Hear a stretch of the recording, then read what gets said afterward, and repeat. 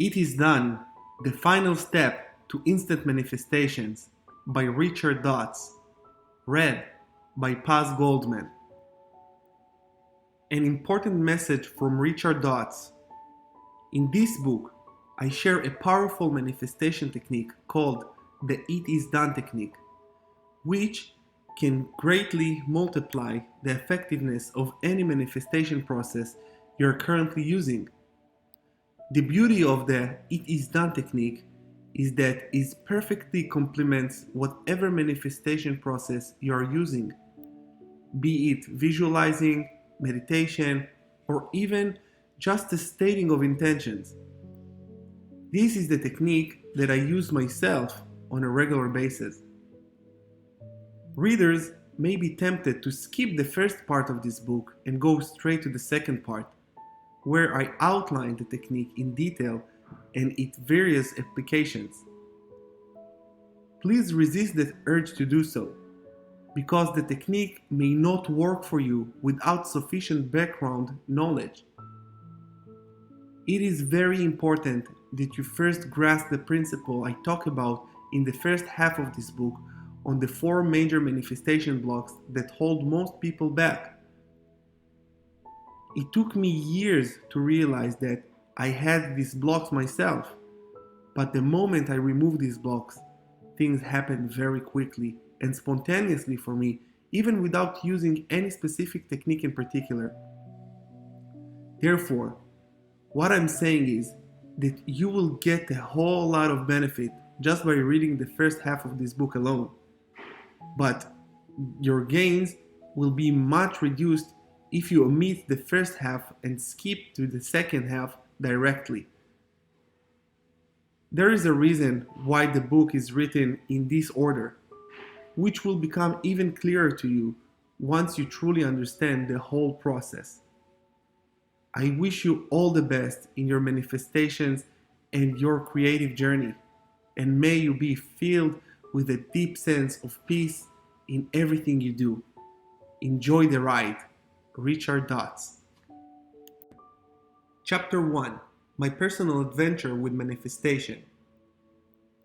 When it comes to working with the creative laws of the universe, there are generally two groups of people. The first group pick up these principles very quickly and are soon able to manifest their desired life and conditions at will. The second group takes a long time to internalize these principles and often period of struggle before they are able to see results in their lives. When they finally see results, however, the effect can be sporadic and temporary. They often find themselves regressing back to their old selves and old belief system, or doing something to sabotage whatever results they have obtained. Many people in the second group never reach their desired states of success and fulfillment, and those who manage to achieve some kind of breakthroughs do so only after a long time. I would love to say that I belong to this first group, the group that can pick up and use these manifestation principles and laws at will. When people look at me today, they are often surprised by how eloquently I teach these principles, though through my books, and at my practical understanding of these laws. What many people don't know about is my 10-year struggle with the manifestation process, where I spent 10 years trying to learn and apply all of those principles. If you identified yourself with the second group, rest assured that you are certainly not alone and you can change the situation. I took 10 years of failing into possibly every single pitfall, dealing with possibly every single insecurity so that you do not have to go down the same path as me. Take my story as a testimony that it is just possible for you as well. At times that I could not keep up the faith, I often turned to the great spiritual masters and teachers for guidance and assurance. Their teachings kept my faith alive in the darkest hours and periods. The purpose of writing these books on manifestation, creating your own reality, and more broadly, the law of attraction, is to share what I have learned with others such that they do not have to make the same mistakes as I did. As I look back on my journey today, I realize that the struggle is always optional.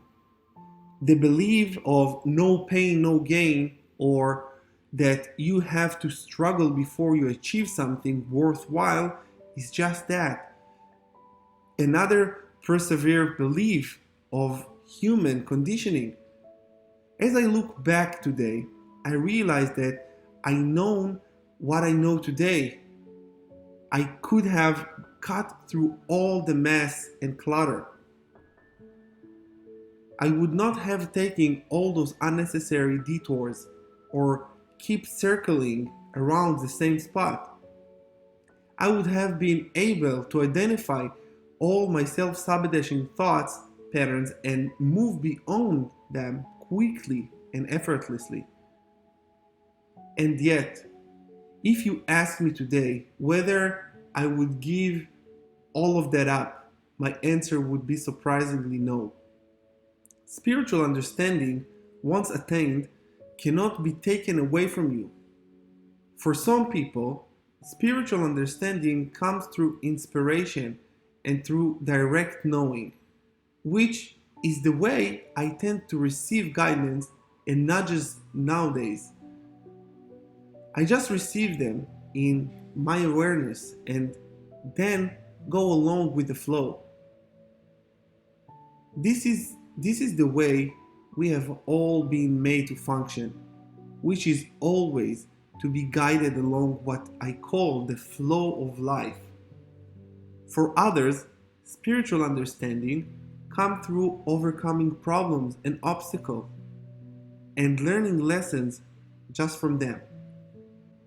They bang their heads around in a problem or life situation for as long as they can before they finally see the light of it all or the faith that they used to have. Either way, spiritual enlightenment occurs when they finally learn their lessons. When they finally learn their lesson, the outer circumstances and problems dissolve because they have no longer needed. Once you have learned what is needed for your evolution, the outer situation changes because you no longer need the situation to be in your teacher. Most people have to learn through the second method before they finally learn through the first method. The reason is that the education and conditioning we have received since young. We have been taught to be extremely skeptical and wary of anything that spontaneously wells up within us, and only to accept external sources of guidance that can be independently validated and verified. In other words, we have been taught the importance of getting our knowledge through indirect third-party source instead of from within ourselves. But as myself and so many others have realized, there is a wellspring of knowledge and intelligence within ourselves that far exceeded whatever source of knowledge on the outside. You can learn to tap into this wellspring for guidance and everlasting abundance. I often ask why I put so much effort into study of these universal principles and laws. Another related question is whether it is selfish to focus so much on manifestation or creating abundance and prosperity. Those who are exposed to these teachings for the first time often feel guilty when the good starts flowing in their lives and when they see those around them not having it. They can't believe that life is so easy for them. My response is always the same. A greater understanding of these universal principles and laws let us function in a way which we're supposed to. It is the only natural way for us. Life is supposed to be easy. Life is supposed to be creative, fun, and effortless. We are here to create and to see creations, to bring creations to fruition, and then create some more. We are not here to experience struggle, sorrow, or pain on our path of creation. When you realize that life is supposed to be fun, enjoyable, and about living your highest potential, you will suddenly become an avid student of these laws because, at their very basis, these universal laws are just about that, living the good life. A good life is creative life. A good life is abundant life. A good life is when you're in flow, bouncing happily from one moment to the next, from one achievement to the next. If any problems or obstacles crop up along the way, you deal with them quickly and easily and then go your way. You do not remain stuck on them or allow yourself to be hung up by them a long time after the moment is over. A good life just flows and is never ending series of happy moments. The most effective way I found to teach this is how to have a good life is by not framing my teaching as such. I don't start off by saying I'm here to teach you how to lead a good life. That it would sound too gracious, too big, and too impossible. So instead I say I'm here to teach you how to create and get things you want. Now that sounds more possible. It sounds more immediate and achievable. But implicit in that understanding is also profound truth. When you learn how to create even just one thing at will in your life, you can repeat the process over and over again to create many other things until all the conditions in your life match up with your desired conditions. Therefore, tapping your power to create even single small thing is a very powerful step along your journey. We all have been gifted with these powers to do so, and my work merely guides you towards doing so. I now look upon my journey as an adventure because of many struggles and fun times I had along the way. Again, I must remind you that the struggle is just optional. It does not mean you have to go through the exact same learning curve as me just because it was what I went through.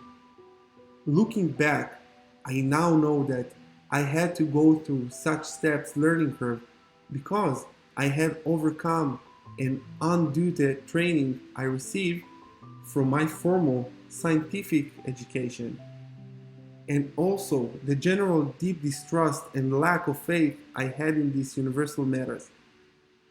Had I magically been able to remove these two elements of distrust and fear from my life right from the start, I would have been able to achieve that and quicker manifest with 100 times faster. So once again, let me remind you that any struggle is always optional. Your manifestation abilities lie within you. A meaningful way to look at our manifestation and creative powers is such. All of us have been imbued with these abilities. They are present in each and every individual human being, with no exceptions. However, on top of these abilities lies a lot of weeds and unwanted stuff. Things such as our negative conditioning, our negative beliefs, our negative thoughts, all of this unwanted junk is happening over the treasure below, which is our true manifestation abilities. Most people look at these manifestation abilities something we have to acquire. That is why they are so concerned about whether they are doing the right thing or taking the right steps to send the request for material things to the universe. This book and my teachings are really geared towards this school of thought. You'll find that I place very little emphasis on how you ask for something because, in my experience, it is simply does not matter. You're asking for your desired condition whether you know it or not. You're asking whether you put in the words or not. You're asking whether you put in the pictures or not. You're always doing the asking because creating is the asking. When one creates, one asks.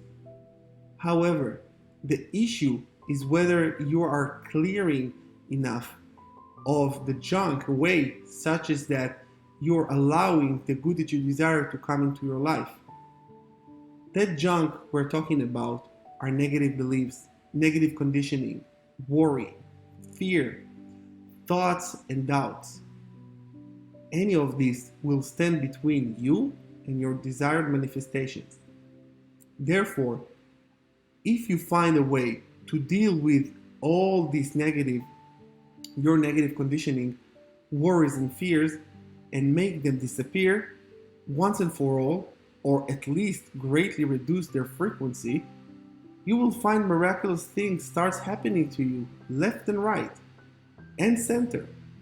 You will find manifestations and demonstrations occurring for you even before you ask for them. You do not need even to deliberately ask for much because you will find that the universe rises up perfectly to meet your needs every single time.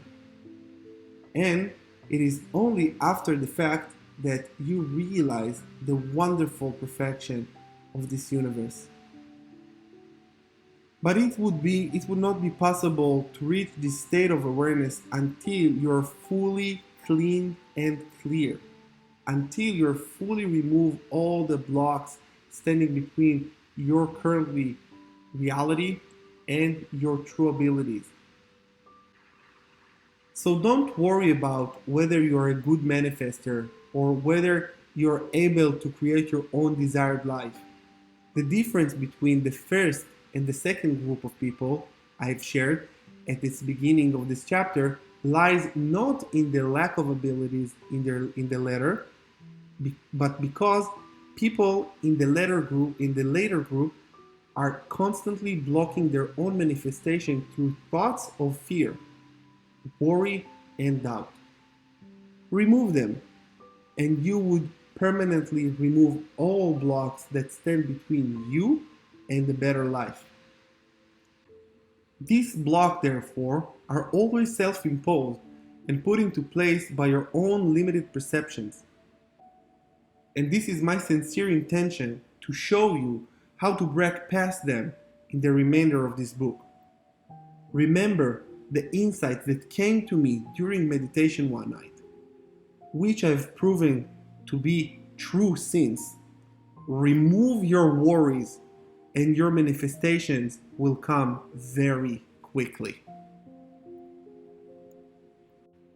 Chapter 2. This finally made the difference for me. To an individual who is accustomed to worrying, worrying seems like the most natural thing to do in the world. If the previous sentence sounds painfully obvious, stick with me just for a moment because I have a much deeper point to illustrate. This principle, if understood, will make your manifestation journey easier. Back when I was first exposed to all these universal principles about creating one's own reality, I was a chronic worrier. I probably inherited this trait from my mother, who was compulsive warrior as well. She saw the need to plan for every possible worst case scenario in advance and to prepare for every possible scenario that could happen. While this trait made her well prepared most of the time, it also made her unnecessarily stressful and jumpy, always ready to snap at the first signs of problem. Needless to say, she did not enjoy activities with a high degree of ambiguity like taking vacation, because her overwhelming need to plan and know how everything would work out in advance hampered her from enjoying the present moment. I believe that she has enjoyed very few moments in her life. For as long as I lived, I was just like that as well. I thought that worrying was the only natural thing to do. As a result of my incessant worrying, I did very well at school. By most outside standards, I was successful. Judging by my achievements, and yet I was still unhappy because all my achievements were driven largely by worries and fears. I walked around with a deep sense of worry and fear that I would do badly and somehow let everyone around me down. Even when I was doing well, I was worried that someday it would all come to an end and everyone around me would be disappointed. You can see how I was living self-perpetuated negative cycle. I was literally a nervous wreck. I assumed that just because I was constantly worried about the past, present, and future in my head, my own inner world, that everyone else was the same and would do the same too. Therefore, my own beliefs and mental conditioning clouded my view of the world. I could not even imagine an alternative or inner world because I thought everyone functioned in the same way as myself. Now, this is important point I'm trying to make. It is the same for you as well. Up till this point in your life, you have been living under a set of presumptions and beliefs. Some of them may serve you, while others, such as worrying, may not. Whether these beliefs serve you or otherwise, all of these presumptions and beliefs will seem entirely logical and sound to you at this very moment. They are what you have believed in for your entire life. The way that you do things in your inner world, your inner state of mind, will all seem very natural and familiar to you right now. You cannot even begin to fathom a new way of functioning or operating in this world. This is different from what you have always been accustomed to. Since worrying was such a preserving thing for me, I could not stop myself from worrying. I did not even know I was constantly worrying because to me it felt logical that one had to think about the future and make plans for it. I could not imagine people going through life without worrying about anything. To me, they seemed irresponsible. I know that today many people function in this world with a deep sense of faith and trust in the universe, who are in turn richly provided for by the universe.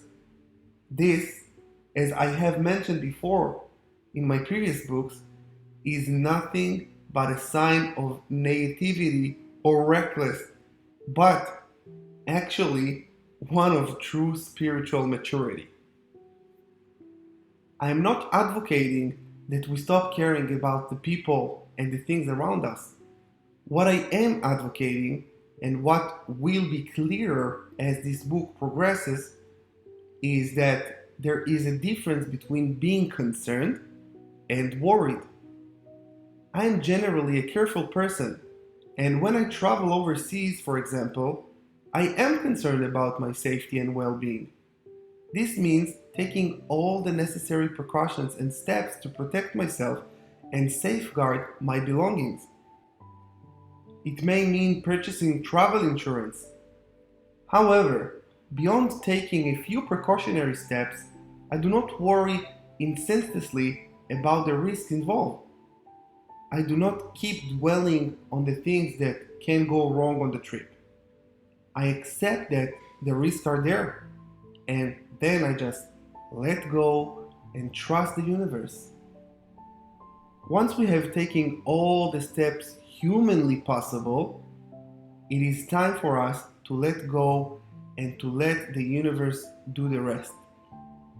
The universe cannot possibly do its magic with us intervening all the time. Little did I know, these worrying feelings in general were preventing my manifestations from happening.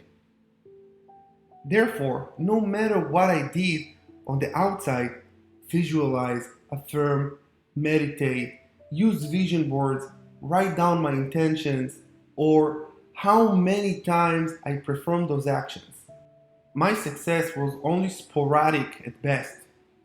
I mistakenly pinpointed my lack of results to the fact that I lacked the knowledge in this area, or that I was not doing the right stuff or using the right methods. In fact, the real and only problem was my worrying. A worry thought is counterintention that effectively focus all of our energies on the unwanted and therefore perpetuates the unwanted. The short answer is that if I had found a way to quit worrying back then, I would have solved all of my problems and stumble upon the secret to manifestation I was trying so hard to find. But I did not find it for another 10 years. Not because I was not smart enough or not trying hard enough, but because I did not even realize I was worrying or thinking negative thoughts most of my time. Whenever I read about the determined effects of worrying in self-help or spiritual books, such as when a book like this explained that worrying would delay our manifestation, I found a perfectly good reason to rationalize my behaviors away. I resonate that I wasn't a compulsive worrier, which I was, and I only worried about the reasonable or logical stuff. That in for itself is a misconception because any kind of worrying hampers our manifestations, whether they are on the same subject as our desire or otherwise.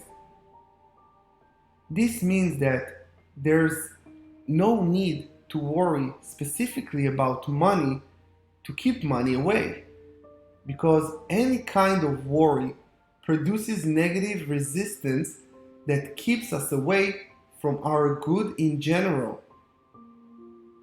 Now you can see why this trap is so difficult to get out of, because it does not require that we break free from our current level of awareness and see beyond that. Another reason I used to rationalize my worrying was that I was doing lots of the positive stuff, such as visualization, meditations, affirmations, and feeling good on the side. I was reading so many positive thinking and self-help books that I could quote and recap any paragraphs from the memory. Little did I know that I was only feeling good for a relatively small part of the day. For example, when I was actively reading those books, as compared to the majority of the time when I was instantly worrying. Therefore, I am willing to wager that if manifestations have been slow in coming for you, it is your ongoing thoughts that are blocking them. Most of these thoughts will seem so natural and logical to you that you do not even notice that they are there. You may even try to argue against their very existence or thinking that they are life affirming for you. Thankfully, there is an easy way to change all of this, and it starts with having a conscious awareness. Your current results cannot lie. There is a quick and easy way to see if your ongoing thoughts serve you, and that is to look at your current results in your life. The results you get in your physical reality never lie. They are always in direct response to your feelings and thoughts about a particular subject. There are no exceptions. Anytime you perceive a lack in any area of your life, it is because you're thinking correspondingly to lack thoughts within yourself or feeling corresponding lack feelings. Sometimes a person can seem to be very positive and upbeat on the outside, but remember that we live in a vibrational universe, and the universe always pick up your thoughts 100% of the time. Therefore, you may fool those around you, but not the universe, which always knows your true vibrations on any subject. It is for this reason that you should not let other people's opinion of yourself affect you. What they can observe is only based on your outer projected reality, which is a very small part of you, and not an accurate representation of your entire inner reality, which is why that the universe picks up on.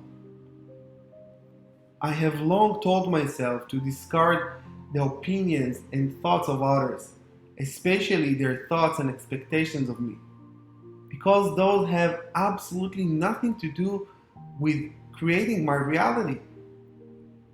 The only time another person's opinion can affect your reality is when you let those thoughts influence you, and hence affect your own thoughts about the subject.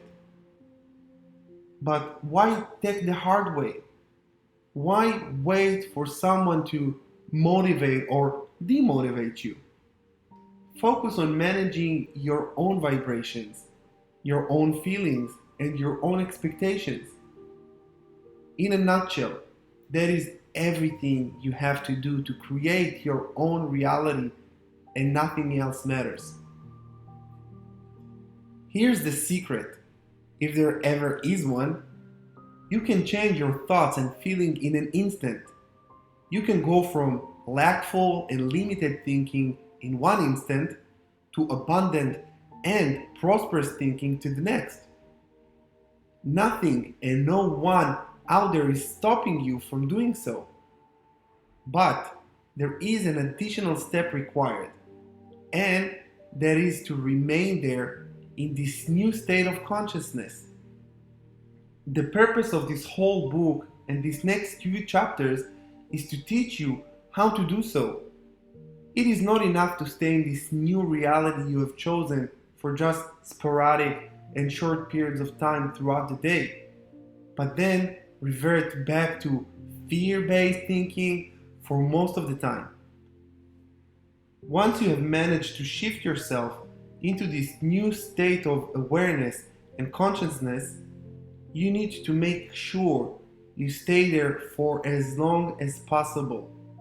This is the only secret, and perhaps the only requirement to make the whole thing work.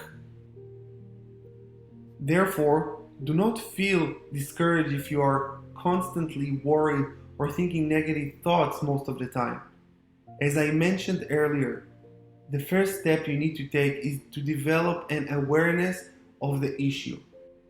By reading this book, you're bringing this issue to your attention and thus to your conscious awareness. Once this is in your conscious awareness, you can then take active steps to change it. Just for the next half day or so, really take a close look and scrutinize your thoughts. Not just your thoughts in general, but what goes on in your mind for the most of the time, every single day. Pick up each thought and examine it. Does it serve you? Is it fear-based, negative thought, or positive thought? Be really honest with yourself and give up any excuses for the negative ones.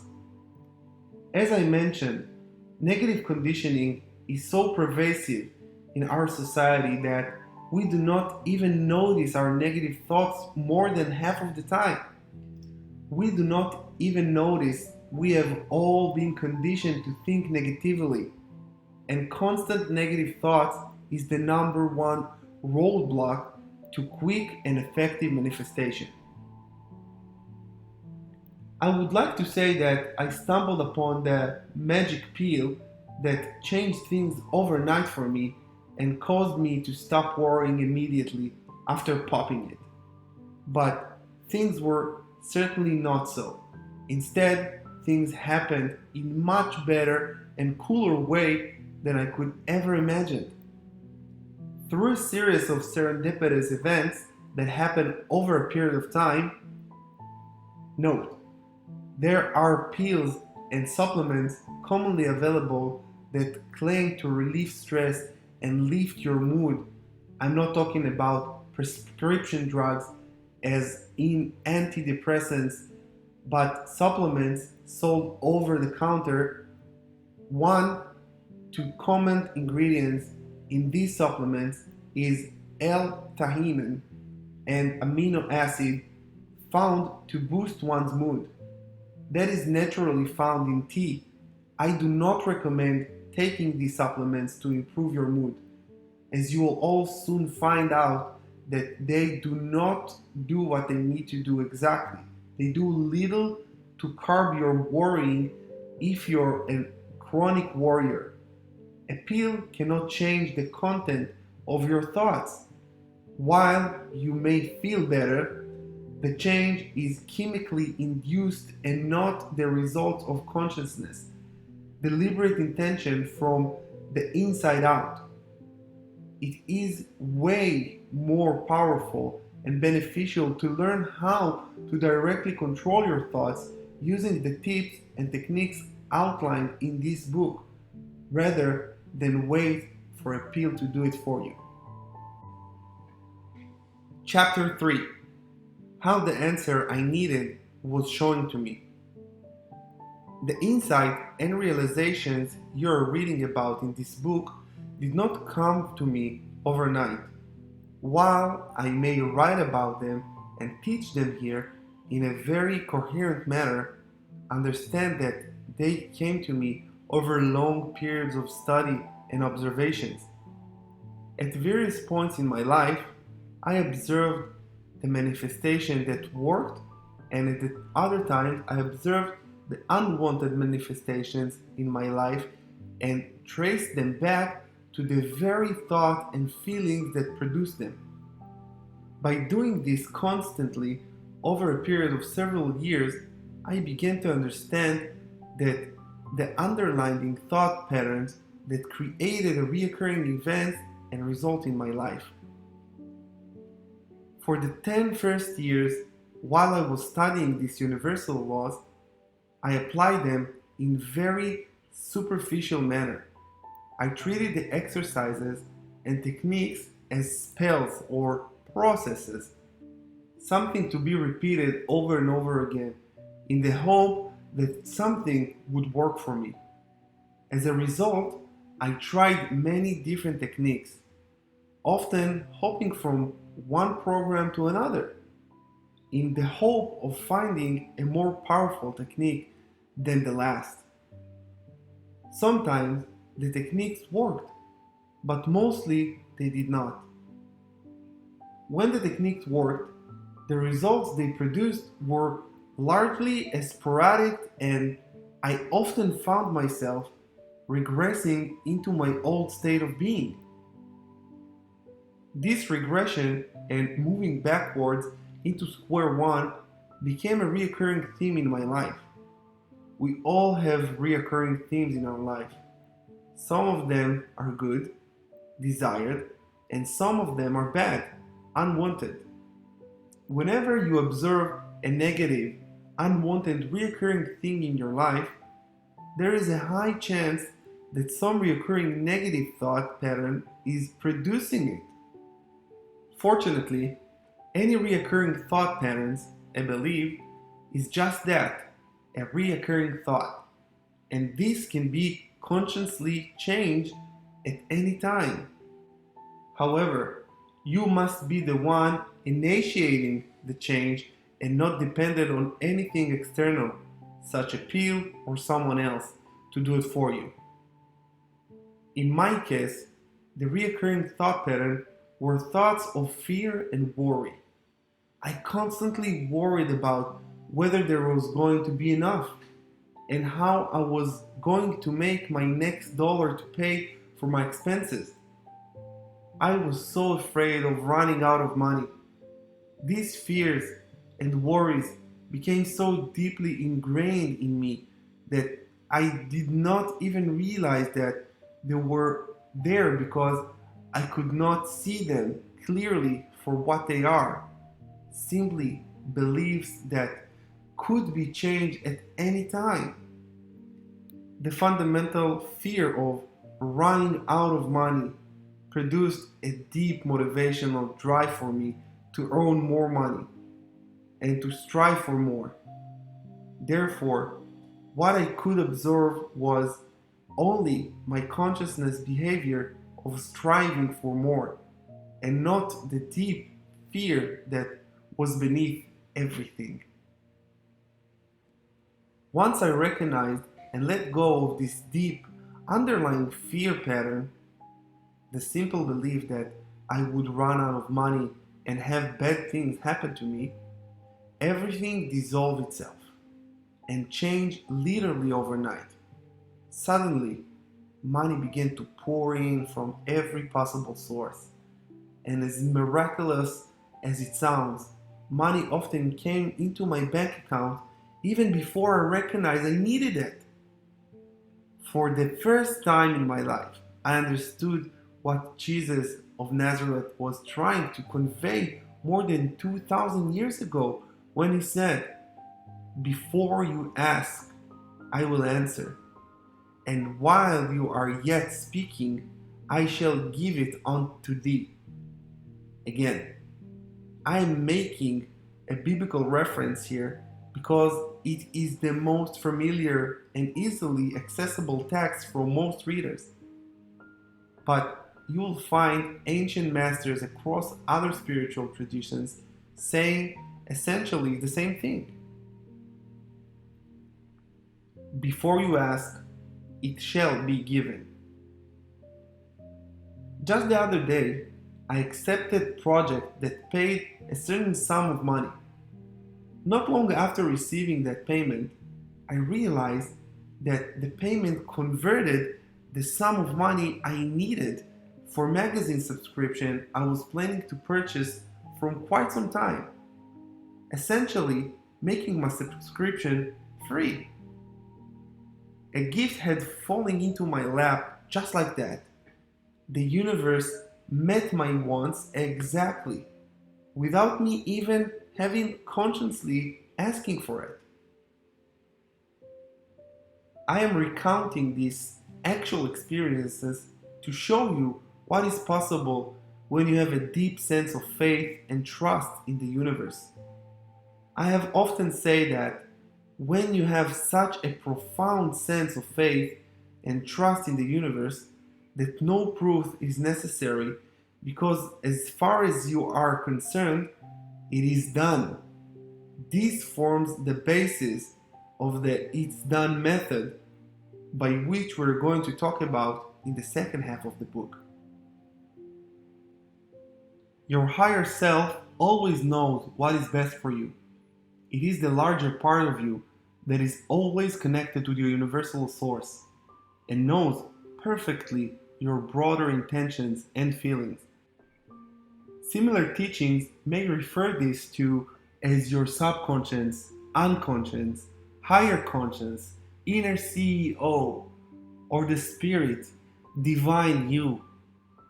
The name which you call it does not matter.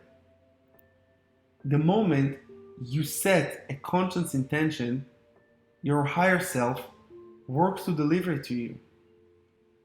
Perhaps more appropriately phrased from the earlier example, even if you do not set any conscious intentions, your higher self is still trying to deliver greater good into your life. Therefore, it will try all the ways and all the means to get through to you, to produce favorable conditions in your life. The only way to shut yourself off from this greater good is to constantly worry and think negative thoughts or vibrate at a very negative level, which literally keeps your good from coming to you. If I look back at my life, I can say that change started to happen for me when I actively engaged this greater part of myself. I shared this experience briefly in a chapter of my book, Banned Manifestation Secrets, which many readers have resonated with. I think that it warrants a more detailed retelling here so that you can understand how I came to these realizations. Back in those days of my life, I was still struggling with all of those universal principles and wondering why they did not work in my life. As you would know by now, the problem was my insistent worrying, a trait inherited from my mother. However, this blockage was not obvious to me. At this time, I started using some binaural sounds tracks to improve my intuition. I reasoned logically at the time that if I could improve my intuition, I could perhaps find a way to manifest the things I want in my life. Well, things did not turn out exactly the way I envisioned. Remember that the universe always has a higher and a better plans for you. So instead, things turn out even better than what I've ever envisioned. Within a short period of time and listening to these binaural soundtracks, a book titled started popping into my head. That was a strange occurrence for me because I didn't really know what to think, as it has never happened before. In fact, I didn't even know it was a book title until after I checked it out on Amazon. But this stirring of words started popping into my conscious awareness around the same time I was listening to these binaural tapes, and they were How to Stop Worrying and Start Living. If you do search on Amazon, you will find that it is title of best-selling books by the great Dale Carnegie, who wrote the classic How to Win Friends and Influence.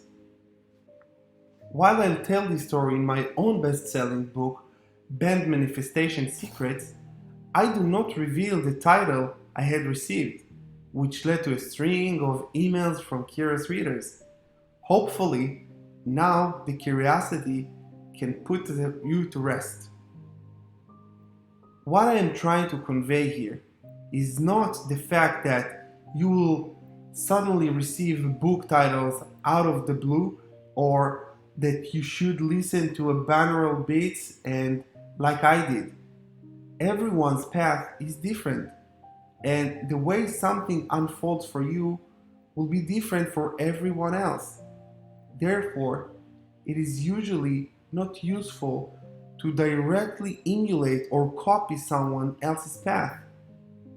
What you can do, however, is to see how these principles can be applied, perhaps in a slightly different way in your own life.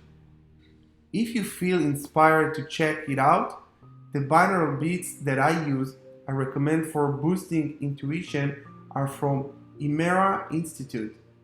More information available at www.bandmanifestationsecrets.com/intuition. The universe always knows the best way to reach you.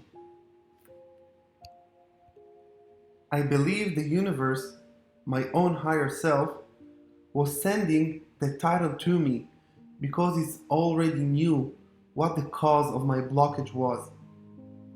The cause of my problem of not being able to manifest desired results in my life was due to excessive worrying, and this was the universe's way of getting through me.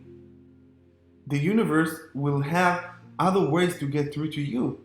It may or may not be through a title of a book, and you may even receive more direct revolution.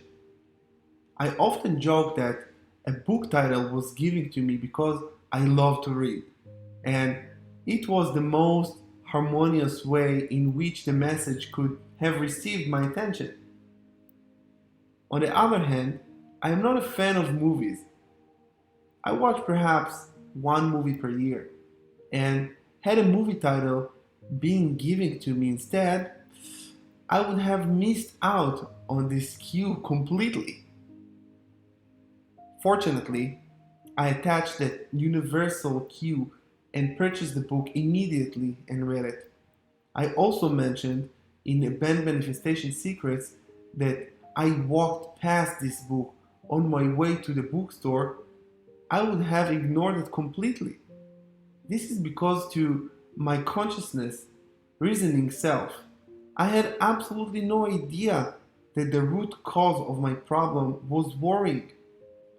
I would not put two and two together and connected the dot between my lack of manifestation results and my incessant worrying. And yet, the universe knew this all along and got through to me at just the right appointed moment. Did things change overnight after I started reading the book? I would love to say it was a drastic change, but really, the change happened gradually. As I started to read the book, it was a thick book. I began to see the folly of worrying, and gradually, the part of me started to fall away. It is interesting to note that the book does not talk about manifestations at all. It is not mentioned anywhere in the book that it will help you with your manifestations or help you applying the law of attraction. The book was written long before the current self-help movement and was supposed to be a pragmatic book for working professionals. Yet the message was just what I needed. It contained the right and the last piece of the puzzle for me. Over the next few weeks and months, I read and reread the book. I even purchased the audiobook version so I could listen to it in my car. The book inspired and moved me greatly, so much so that I was in tears at several points while listening to the audio version of the book. As a result, something with me shifted so fundamentally that allowed me to live these techniques beautifully, as we are meant to. So once again, I have to reiterate that in describing these experiences, I am using various aspects of my own experience to illustrate certain universal laws and principles. Things may not happen in the same way for you. Instead, they may happen in an even better and more beautiful way than it is unique and just right for you. Therefore, it is important to remain open to all possibilities, for you never know how the universe can deliver something to you. It may only be after the fact that you realize you have been given a truly precious gift from your higher self. As I started practicing these techniques in the book to deal with my worries, I found that manifestation happened constantly. Things which I wanted so badly for the past few years started happening spontaneously, often with very little effort on my part. Things started moving along with a newfound sense of speed and momentum. At the beginning, I still could not connect the dots, but I was only after experiencing all these fascinating results that I finally saw a direct linkage between my level of negative thoughts and the results in my life. I had finally come full circle into the desired life I have always been looking for, and it is now my intention to teach you exactly the same principles that you can manifest your dream life too.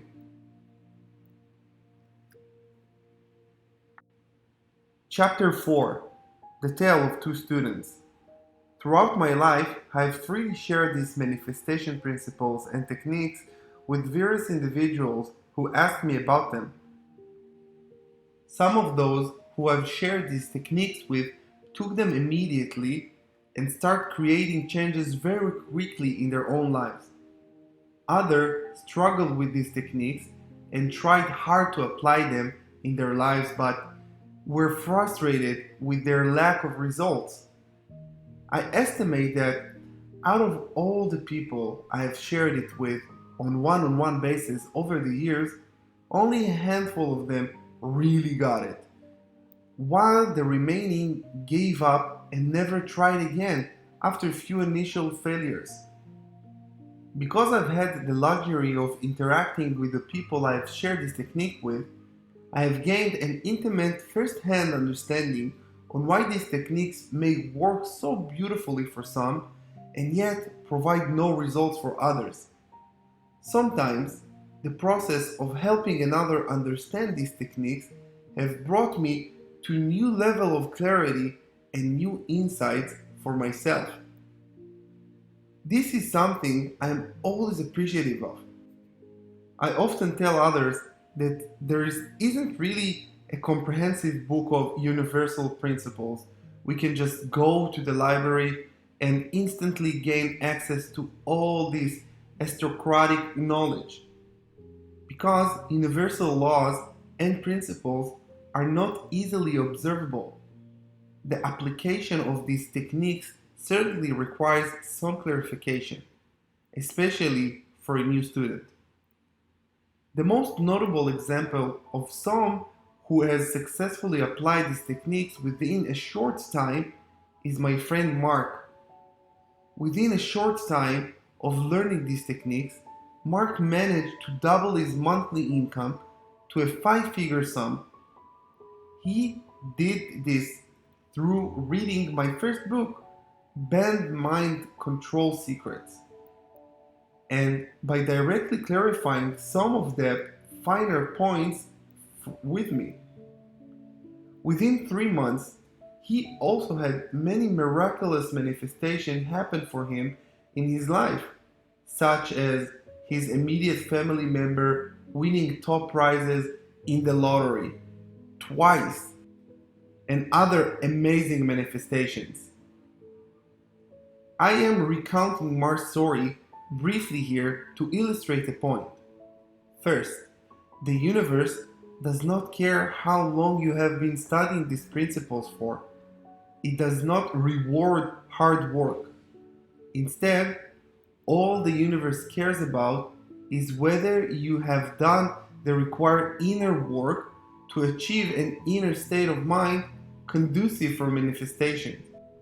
This is also the reason why there is no truly delay between the time you set an intention for something and the time it manifests in your life.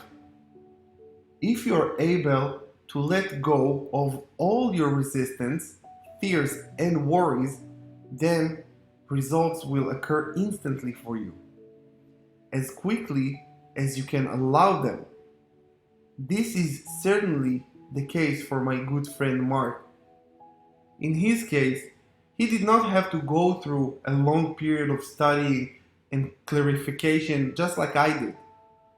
While I read over 100 books a year on this subject and constantly tried to improve my understanding of these universal laws, Mark was able to bring himself to complete trusting inner state and focus so strongly on his desires to the exclusion of everything else that things happened really quickly for him.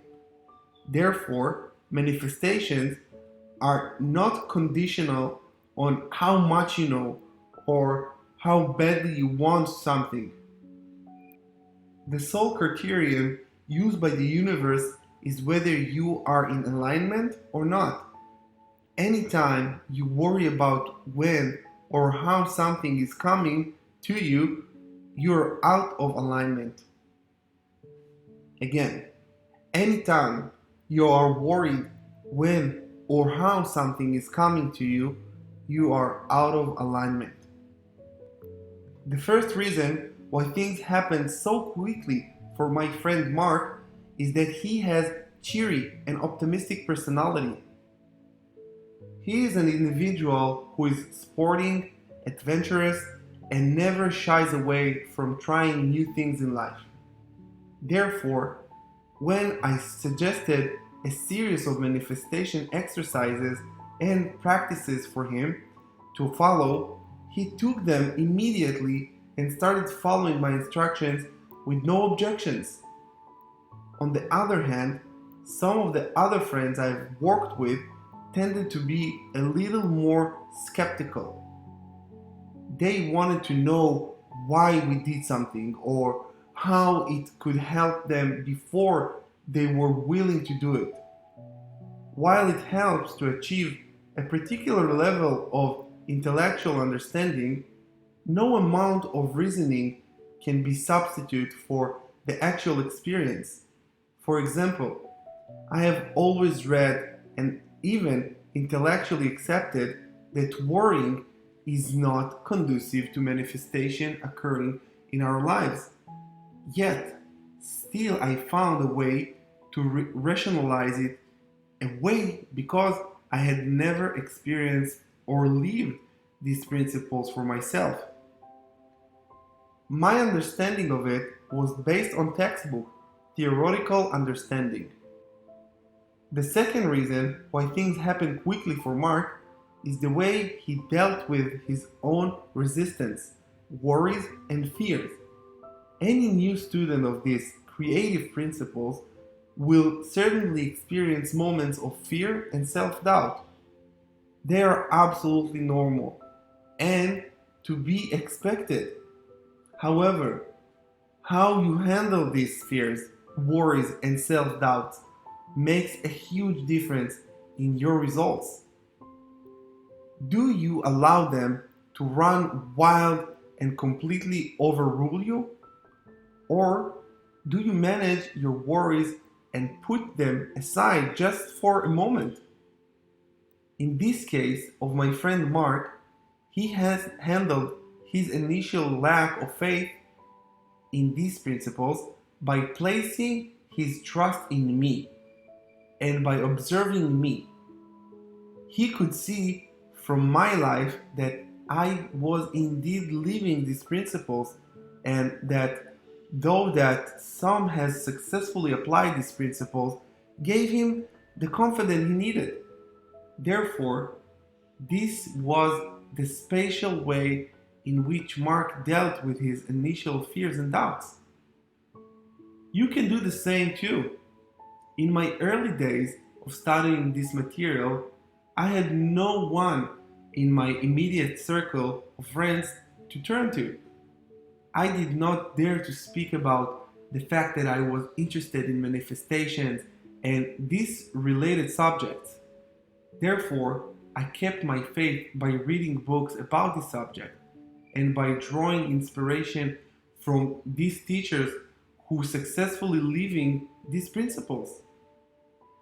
It is advisable to find a close friend who is completely in agreement with you on this matter and to practice these spiritual creative techniques together. Bear in mind that both of you have to make a 100% commitment to putting these principles into action, to share success stories with one another, and to encourage each other in times of doubt. It can be difficult to find a partner or mentor who may do this with you. As I write this, I still have not found one yet, apart from Mark, whom I can freely share this material with. But your creative journey will be fruitful if you can find a partner to do this work with. The third and most important point is that Mark followed my instructions to keep this work away from other people. No one else has to know that you are doing this work except yourself. He did not tell anyone, including his partner. It is not necessary to tell anyone else, so resist that urge to do so. It can be tempting at times to tell your family or friends about your manifestations or success stories, but that is seldom a good idea. Most people do not have an understanding of these universal laws, and telling them about your manifestations may stir up unwanted emotions or feelings within them. Furthermore, they may try to convince you that it was just a coincidence and that things would have to happen anyway. This is the number one excuse which new students often use to rationalize away their early success. They often say, it would have happened anyway.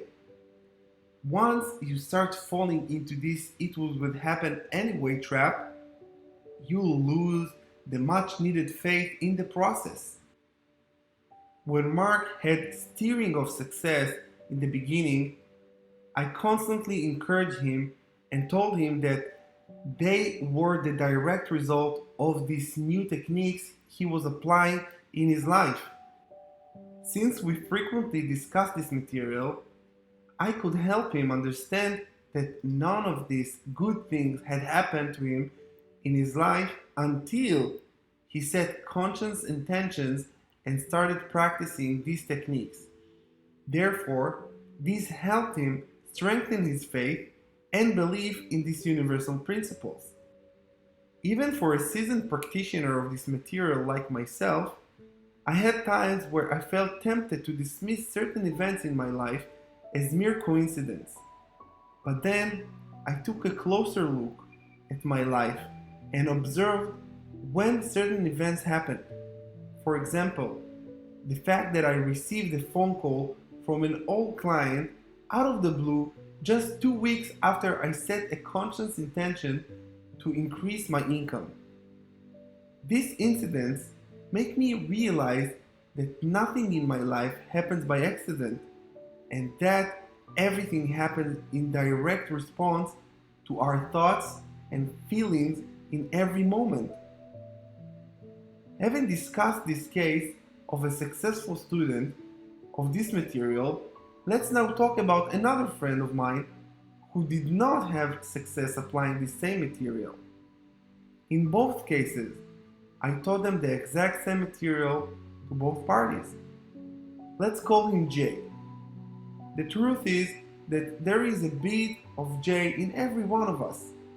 Everyone has their own periods of fear and self-doubt, even myself, which can scratch over a period of few years. I write about these experiences in my book, What to Do when you're stuck. That was the period of my life that I was reading self-help books and to no avail. I felt that nothing was flowing into my life and nothing I was trying seemed to work. I realized today that I'm exactly the same person as I was then. Expect and I have accept that I have completely new perspective. My mindset has changed. My inner system has changed. And as a result, my other reality is completely different. Jay was also very interested in this manifestation technique and he wanted to use them to manifest a new car and more money. However, Jay was also very skeptical and deeply rooted in reason. Deep down inside, he could not believe that he could get something for nothing. He operated with a sense of distrust about the world and other people. He wanted to see the path through which something could happen for him. Therefore, when he asked for a new car, he wanted to see how the car would come to him or how he could somehow earn enough money to buy the car. Wanting to know the how is a recipe for disappointment. Because if you know all the hows, you wouldn't have to do anything already, and there is no need to ask for the universe at all. Another recipe for disappointment is to specify how something should come to you without really believing that it's possible. For example, Jay wanted to buy a very expensive sports car, and the how he specified was that he would earn a certain amount of money needed to buy the car. However, he had not yet convinced himself that it was possible to earn that amount of money. Therefore, now he had two trust issues to deal with. First, whether to trust that these universal laws work, and second, whether to trust that he can indeed earn that kind of money. You can see clearly for this example how we set up self-imposed limitations for ourselves by constantly focusing on the fact that he needed that particular sum of money and that he did not have it. Jay was in fact reinforcing his existing stuck reality. On the other hand, Mark sidestepped these same issues by cleverly thinking around them. First, he trusted the universal laws by observing that they had worked for me. Since I'm a trusted friend of his, this increased his trust in these universal laws. Second, Mark's naturally trusting disposition led him to drop all of his unwanted resistance around his desired manifestations very quickly. You can therefore look at instant manifestation as compressing of two aspects. First, the individual must completely give up the need to worry over how something will come to him. He must give up any fear of not having the things he wanted.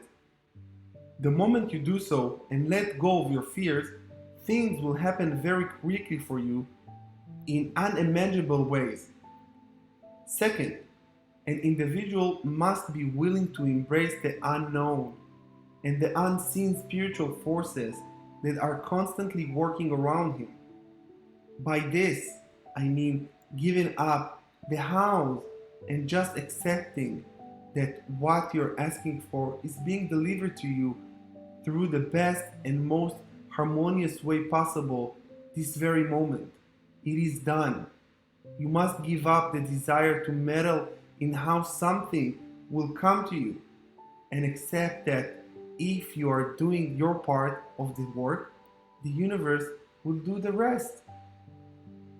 In this next chapter, I talk about the biggest unseen hurdles that prevent manifestations and how you can gently bring them into your awareness. Chapter 5: The Unseen Blocks That Delay Your Manifestations. There are two kinds of blocks that delay your manifestations. The first kind is specific, and the second kind is more general. To be an effective creator and manifester, you need to eliminate both types of blocks from your life. When I use the word block, I generally refer to resistance, unwanted feelings, or thoughts that block your manifestations. Anything that delays or blocks your good from coming to you is considered a hurdle. As I've spent the first 4 chapters of this book explaining, a good many of these blocks are so pervasive that you probably cannot see them at first. It is also very likely that you will argue against their existence or convince yourselves that they do not apply in your case.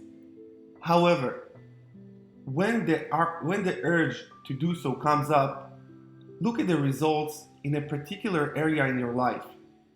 The results never lie. Are you getting the desired results you want in a certain area of your life? If you are being blocked in a particular area, chances are that you are thinking lackful thoughts or blocking your own progress in that area. Therefore, it would help if you use the techniques in this chapter directly address these blocks. Everyone has the ability to create and manifest, with no exceptions. However, those who are effective creators and manifestors have found a way to dissolve these blocks such that their manifestive powers can shine through. Dealing with the general something will go wrong fears. The type of blocks I'll discuss here are general fears. These are wide, all-encompassing fears that many of us feel from time to time. For example, the feeling that something is about to go wrong, even or especially when nothing is happening at all. These spontaneous worries are the result of long periods of negative conditioning we have received, causing us automatically worry that something is wrong when things go too well for us. Many of us have been taught to be ready for disasters or permit problems, which results in us thinking that something bad is about to happen, especially when things appear all smooth and rosy. This block is very subtle and pervasive, and it can indeed be difficult to pinpoint in the beginning. Therefore, you can be right in the middle of it and not even realize it. I remember falling into this trap during my early days, when I thought that life is supposed to be a series of problems. You can imagine that I was often on the lookout for potential problems to prevent or solve, and I found a lot of them in those days.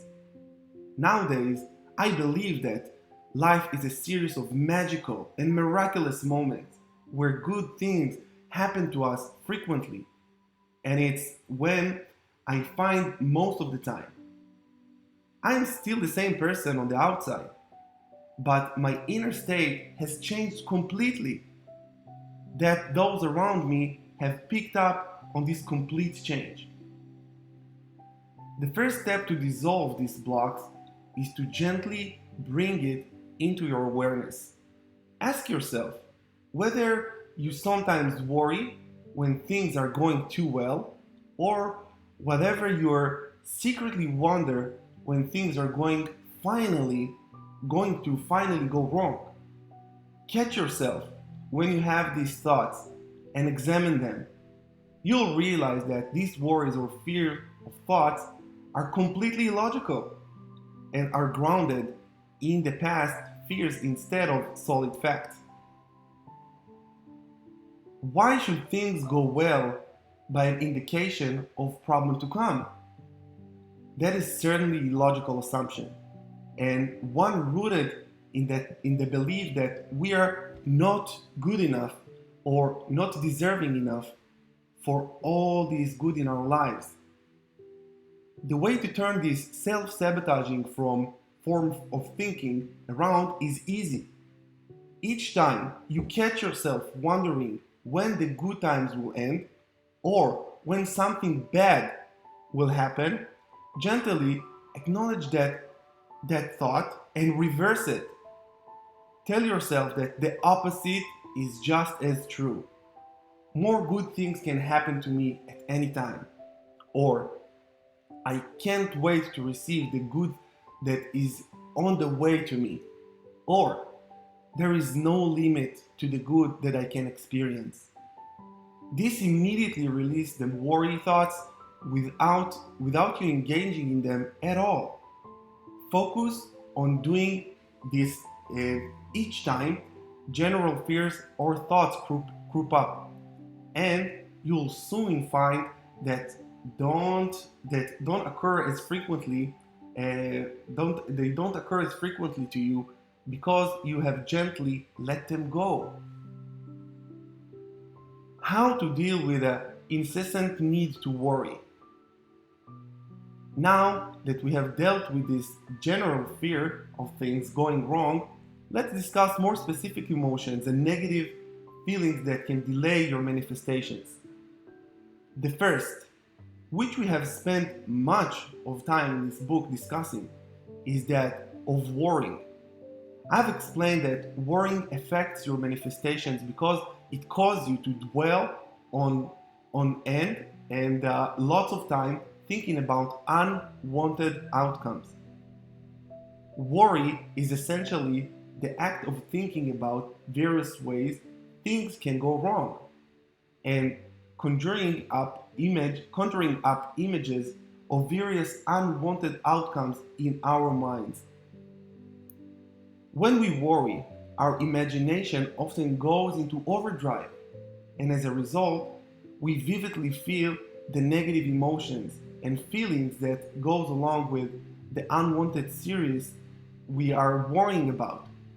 Realize that worrying is actually a very effective visualization session. Just that is a form of negative visualization. You're literally using all of your creative energies and putting them into creating an outcome which you do not want. Therefore, nothing good can ever come out of worrying, and I encourage you to set an intention to drop that habit of immediately. Realizing that worrying is an effective form of visualization will probably do the trick for most people. I certainly did that trick for me. When it comes to curbing the habit of worrying, recognize that worrying about anything is fatal. Reading How to Stop Worrying and Start Living by Dale Carnegie, the book title was given to me, can be immensely helpful. But here are a few general rules of thumb. First, if you can do anything to change the outcome, you should be taking active steps towards changing the outcome instead of spending time worrying about possible doomsday scenarios. In other words, your time can be much better spent taking steps to solve the problem. Second, if the outcome cannot be changed through any actions of your part, no amount of worrying is going to help. In that case, why even worry at all? In situations like this, when it is not up to you, affirm and visualize positive outcome. Dwell on it frequently and leave everything to the universe. A person who worries is someone who does not yet fully comprehend the powerful creative laws of the universe. He or she does not yet know that the powerful creative faculties we have at our disposal to create in any reality which we desire. If we truly know how powerful we are as a creative beings, we would spend the time we would know spend no time at all worrying and all our time focused on creating our desired outcome. By tapping into these universal laws using our mental faculties, I am reminded here of a beautiful quote from Abraham Hicks. Fear only exists when you do not understand that you have the power to project thoughts and that universal will respond. Wow, what a wonderful statement that is. We're afraid when we see ourselves as powerless victims, but the fear completely dissipates when we step into our roles as powerful creators. The it is done technique that I'll share here will be very useful for you to do so. How do I know if I'm doing these steps correctly? Sometimes we also worry over whether the universal principles will work or whether we're doing them correctly. New students of this material often ask me, how do I know if I'm doing these steps correctly as intended? Spiritual teachers often answer this that there is no right way to do any of this and that there is no way to get anything wrong. Indeed, I often teach that the only way you can get it wrong is not do anything at all. And the right ways is whatever that works for you. Don't take any of steps I or any of other spiritual teacher have written as being cast in stone. The broader principles are there to guide you, but the finer steps on how to do it are completely up to you. For example, when we tell you that to eliminate worry from your life and stop worrying about things, that's a broader universal principle. How to apply this principle is completely up to you.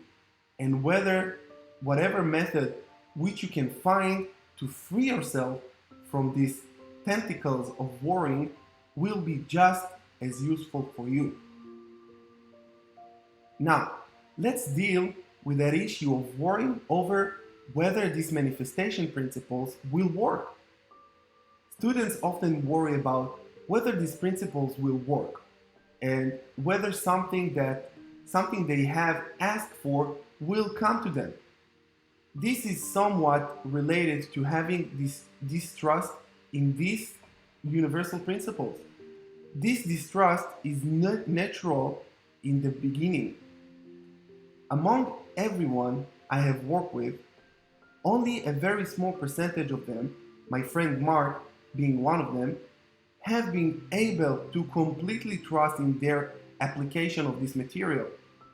The remaining had many doubts and even suspicious as to whether all this will work for them. Therefore, another major block which we have to deal with while applying these universal laws is the issue of trust. Again, this trust is the result of long periods of negative conditioning, where we have been taught not to be so trusting of others and to be wary of things that appear too good to be true. Realize that this way of functioning in the world stems from lackful or limited thinking along these lines. There is not enough to go around. Therefore, I have to guard whatever I have very carefully, and in case someone takes it away from me. I can't help but think back to the perfect example of a newborn baby, who just trusts that everyone will take good care of him and all its needs will be met. As a result, universal force often acts through those around the baby to ensure that this is so. Have you ever observed how its parents and those around the baby are willing to do anything for the baby, even if it means laying down on their own lives to protect the infant in times of danger? There is a powerful, universal force that compels us to act in this manner. This is a divine, this is the divine that flows through us. The same force brings brings all of your good to you, orchestrates and organizes every single little detail in the universe. If it can happen for a little baby, why can't it happen for the rest of us? Begin to trust these universal laws and little more than one bit at a time, observing how a baby is so trusting and peaceful is often a good spiritual exercise. The next time you're around a baby, observe how universal forces rely all the adults around the baby to provide for it. You will even feel a sudden, gentle impulse to cuddle, love, and protect the baby yourself. You may call this instinct or behavior that is hardwired, but it is really our fundamental universal forces at work. These forces are powerful and are the same forces that will bring your manifestation to you. Let me repeat it. These forces are powerful and are the same forces that will bring your manifestations to you. People often tell me that we live in a dangerous world and that we should not be so trusting of others. Ever since placing my complete trust in these universal laws, no harm has befallen upon me, because my consciousness simply does not allow such a possibility. I do not even dwell on a moment on the possibility of anything bad or unward happening to me. As a result, I am safe, happy, and well protected at all times in my life. People are distrustful, often believe that others are out to harm them in some way or another, or that they have to protect themselves from external danger.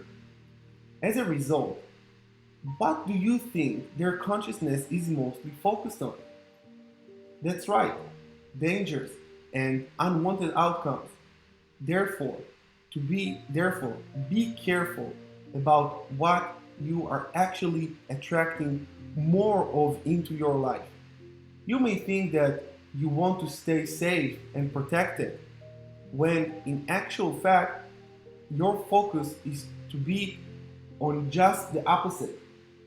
The things that you do not want to have happen to you. If you find it difficult to place your faith and trust in these universal laws for now, an easier way would be to find a teacher you believe in and place your faith and trust in him or her. You do not need to communicate with the teacher personally. I've known many great teachers just from reading their books.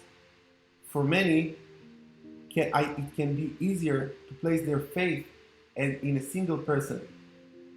I can assure you that ever since adopting a totally trusting mindset, nothing bad or untoward has happened to me.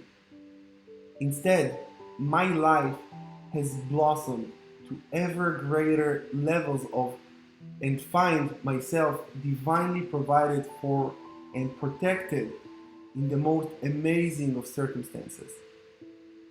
Sometimes I look back and realize that something bad could have happened to me, but I just sidestepped that issue and completely through divine timing.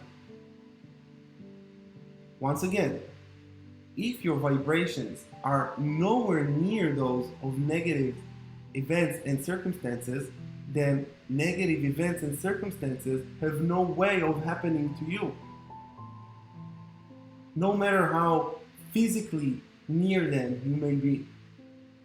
Therefore, the choice of which reality you wish to participate in at any moment is always up to you. Due to our education process, we often complicate matters needlessly. For example, the number the number one objection people often have is it can't be this simple.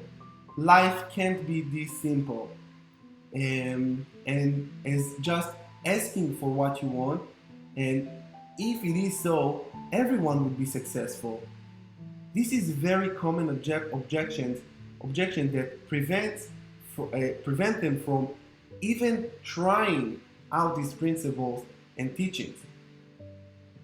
If you really think about it, these lines of reasoning is absurd because what they are saying is that something is simple, it cannot possibly work, and therefore they are not trying it. My answer is always the same.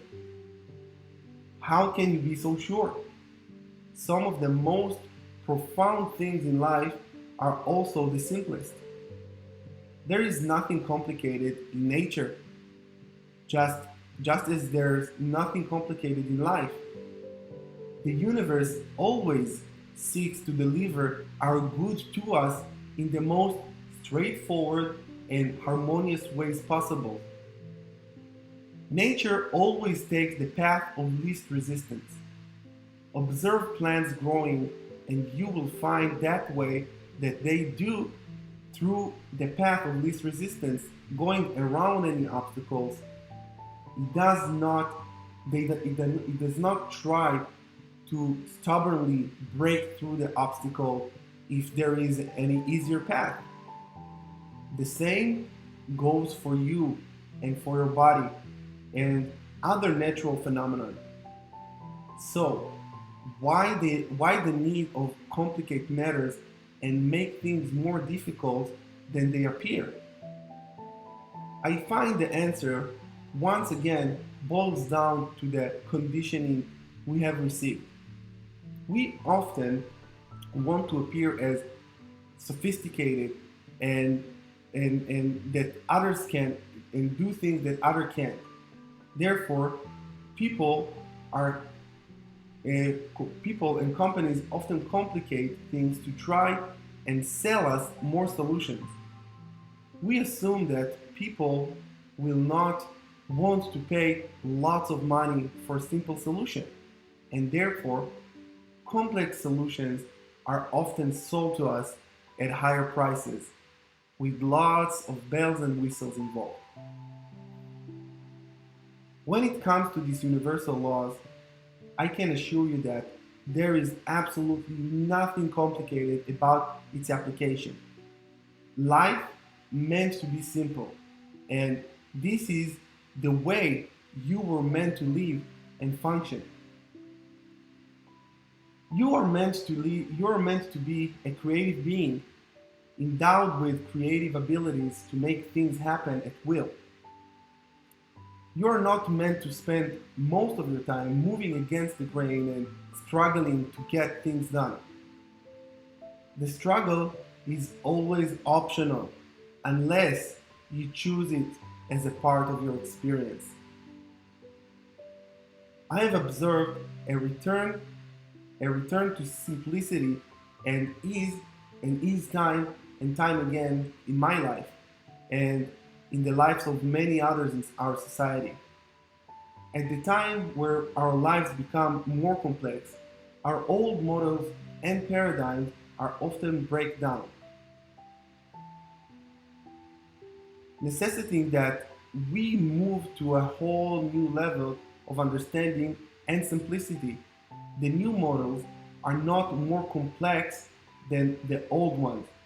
Instead, they are simpler and less complicated because we have learned how to discard the unwanted components from our older outward model and simply focus on the things that are absolutely necessary. Therefore, a return to simplicity is always the core of our being. Universal laws are not complicated. They are not difficult. The truth is that it's always simple. Give up the notion that you have to go through complicated processes just because you are asking for something big. Again, I often mention that all separation is the level of the ego, and the universe does not discriminate between big or small requests. The same universal principles apply for each and all of them. Chapter 6: The universe has no ulterior motive. Perhaps the hardest thing for me to get in my early days of learning these principles was dealing with this inner voice, this inner nagging question that constantly pop up in the back of my head. What is the catch? Why does everything sound so simple and easy? Is that all I have to do? Why is the universe so kind? I recognize today that these questions arose from my lackful and limited thinking and were direct reflection of the negative conditioning I had received all my life. The questions was spontaneously asked reflect our levels of consciousness. This is the same when learning any new subject. As a teacher of various subjects, I observe in my classes that the beginning students tend to ask beginner questions that more advanced students may find silly or stupid. But do not dismiss these beginner questions, for they are absolutely essential in the learning process. Instead, see them as stepping stones they are, that they are. These questions are there to help and guide you towards a higher level of consciousness. They reveal that they reveal the fallacies in our understanding, which can then be corrected. Looking at these questions we ask ourselves throughout the day give us an idea of our current level of consciousness. A fearful person is constantly asking fear-based questions. The lackful individual is constantly asking lack-based questions, like how do I get enough? And the abundant individual is always asking abundant questions. Why am I so rich? How can I put it into good use? Anthony Robbins is famous for saying that the quality of your life depends on the quality of the questions you ask. This statement is certainly true. Questions focus our attention and move us into the direction we want to go. By asking a properly phrased questions, we direct our attention and focus either wanted or unwanted outcomes. However, this saying always proposes that we can change the question we ask at will. In actual fact, the behind the scenes process is much more complicated than that. The questions that we ask reflect our existing level of consciousness and beliefs, and changing the questions that we ask requires that we elevate ourselves to a higher level of consciousness. One question a new student of this material may have is this: are things really that simple? Does the universe have an ulterior motive? Let's put this issue to rest once and for all. After years of being on the spiritual path and trying out all these universal principles for myself, I have come to realize that no, the universe does not have an ulterior motive. There are no dark forces out there trying to cross us or into the to doing things we do not want to do or into wanting certain bad things to happen to us. There are no beings out there trying to gain control over us. These concepts result from misunderstanding of the spiritual principles, which can cause unnecessary delay in the manifestation process. Our egos and reasoning minds are meant to protect us and keep us safe. Therefore, when we try to give up control to the universe or to let things happen by themselves without knowing the hows or the whys, you can assure it that the ego or our logical slaves will kick up a huge racket. The ego will not be ready to let go without a strong fight. As you have so strongly identified with your reasoning faculties throughout our lifetime, what you are doing right now threatens its very existence. As such, when you first learn this material or try any manifestation technique, your logical mind will attempt to pursue and convince you, oftentimes very convincingly, that all this is a bunch of hogwash. That is that is too good to be true, or that if things were so simple, everyone would be a millionaire already. If you believe logical this logic that your consciousness reasoning mind is trying to present to you, then you may never go back to trying these techniques again, or you may try them once and give up. Similarly, at every apparent failure or lack results, when you apply these techniques, your logical mind will jump at the opportunity to say, see, I told you so. There is no logical mind, there is no free lunch in this world. Once again, if you believe in these thoughts, you would again be moving further and further away from your desired outcomes. When you adopt a new level of spiritual understanding, such negative thoughts case to be an issue in your mind. Notice that every problem is really a problem first in your mind. I am able to apply manifestation techniques very effectively today because I have engaged the full cooperation of my unconscious self, such that it does not unknowingly impede my progress. My consciousness self has my unconsciousness self has stopped sending me worry, fearful or distressful thoughts. In their place, I have a deep and profound sense of peace and trust, which I will teach you how to achieve with very effective it is done technique. Therefore, when distressful thoughts surface in your mind, see them for what they really are, just as a thought or a feeling. A thought can be changed at time to a more resourceful one. It is not sufficient to say, try these universal principles and techniques on one hand while not believing in them. The key is to immerse yourself into an atmosphere of complete trust, even if it is just for a moment. If you find yourselves distressful, then allow yourself to trust just for a moment. Ask yourself whether you are able to give up on your distrust just for now. You can always go back to your logical, reasoning self afterwards.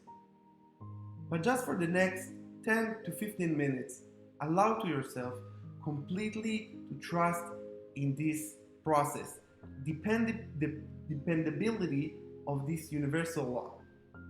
Allow yourself to feel their power and the energy moving in your body as you state your intentions.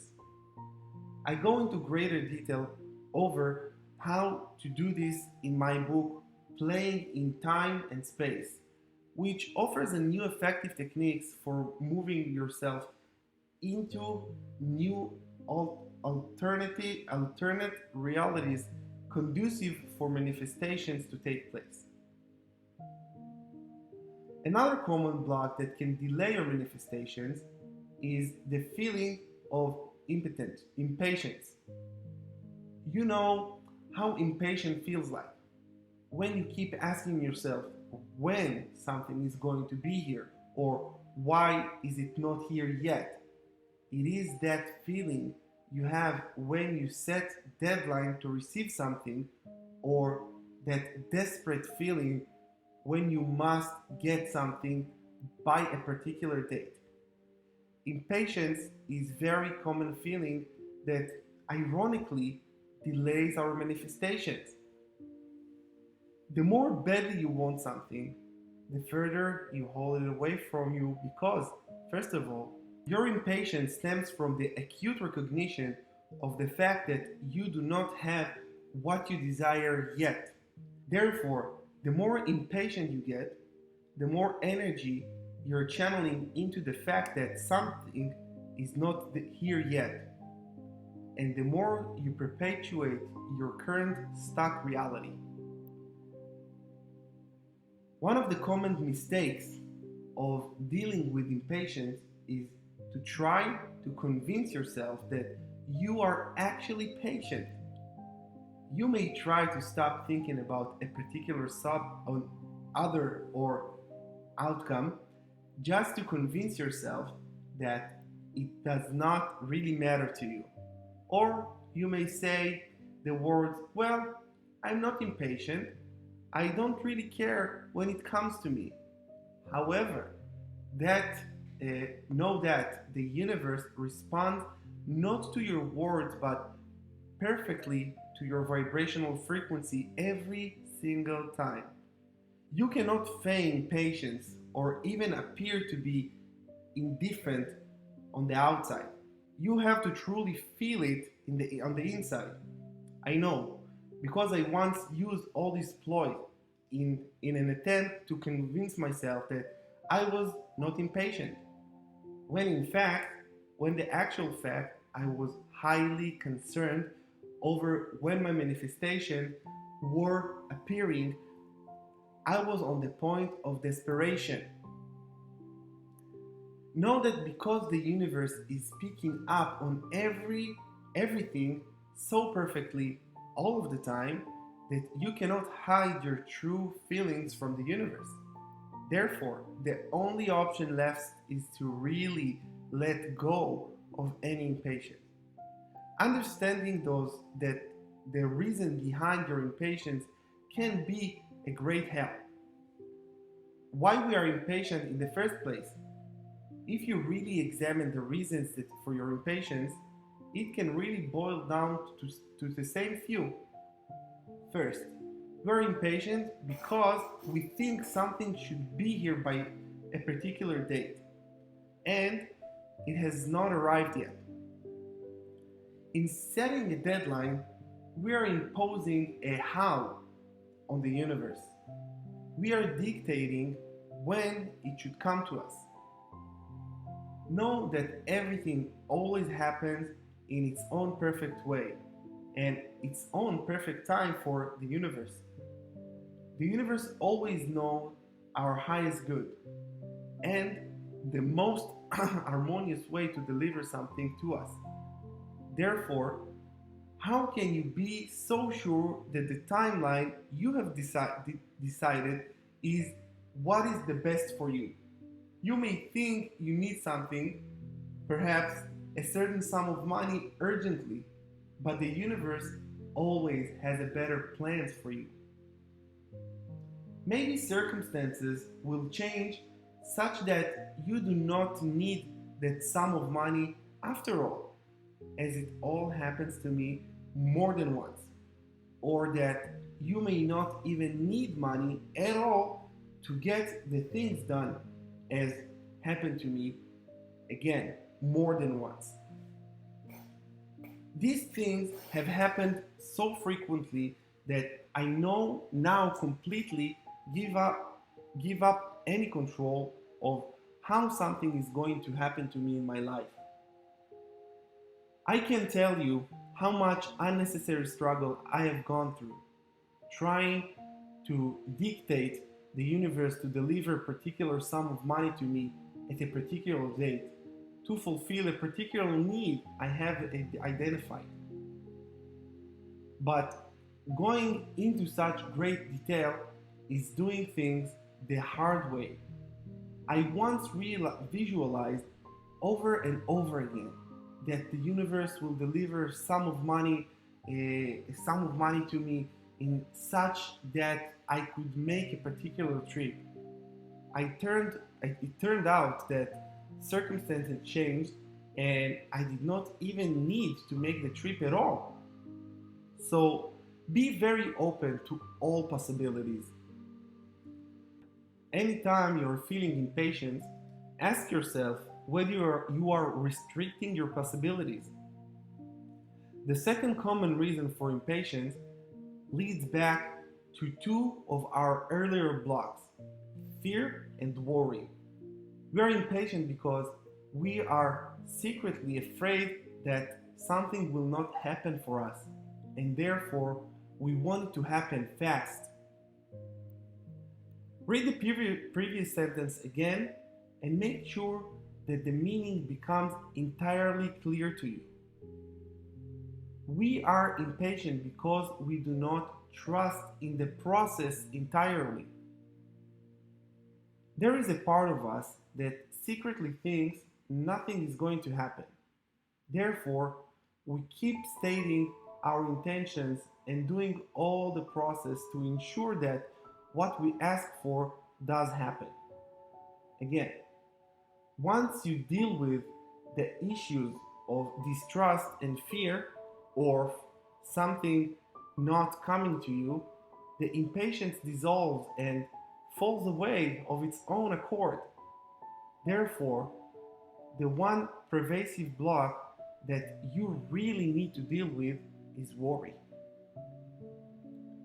The first step of dealing with all these blocks is to first recognize their existence.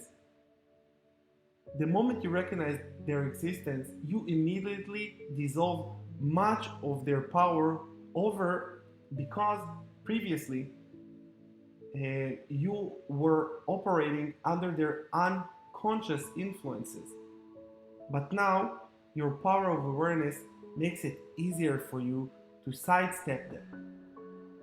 Think back to the earlier story about my friend Mark, who picked up this manifestation technique very quickly and easily, despite not having engaged in a long and intense study of this material.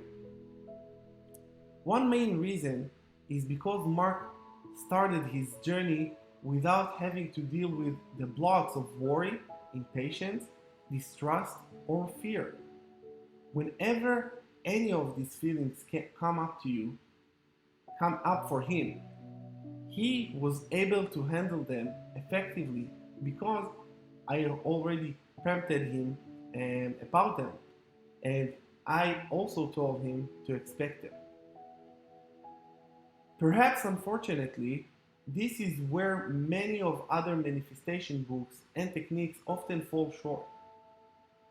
They are so focused on the actual techniques, steps, and processes that they do not educate and do not mention that is giving to the fact that you do not need to remove the four major blocks of worry, impatience, distrust, and fear before your manifestation starts to appear. The converse is also true. The converse is also true.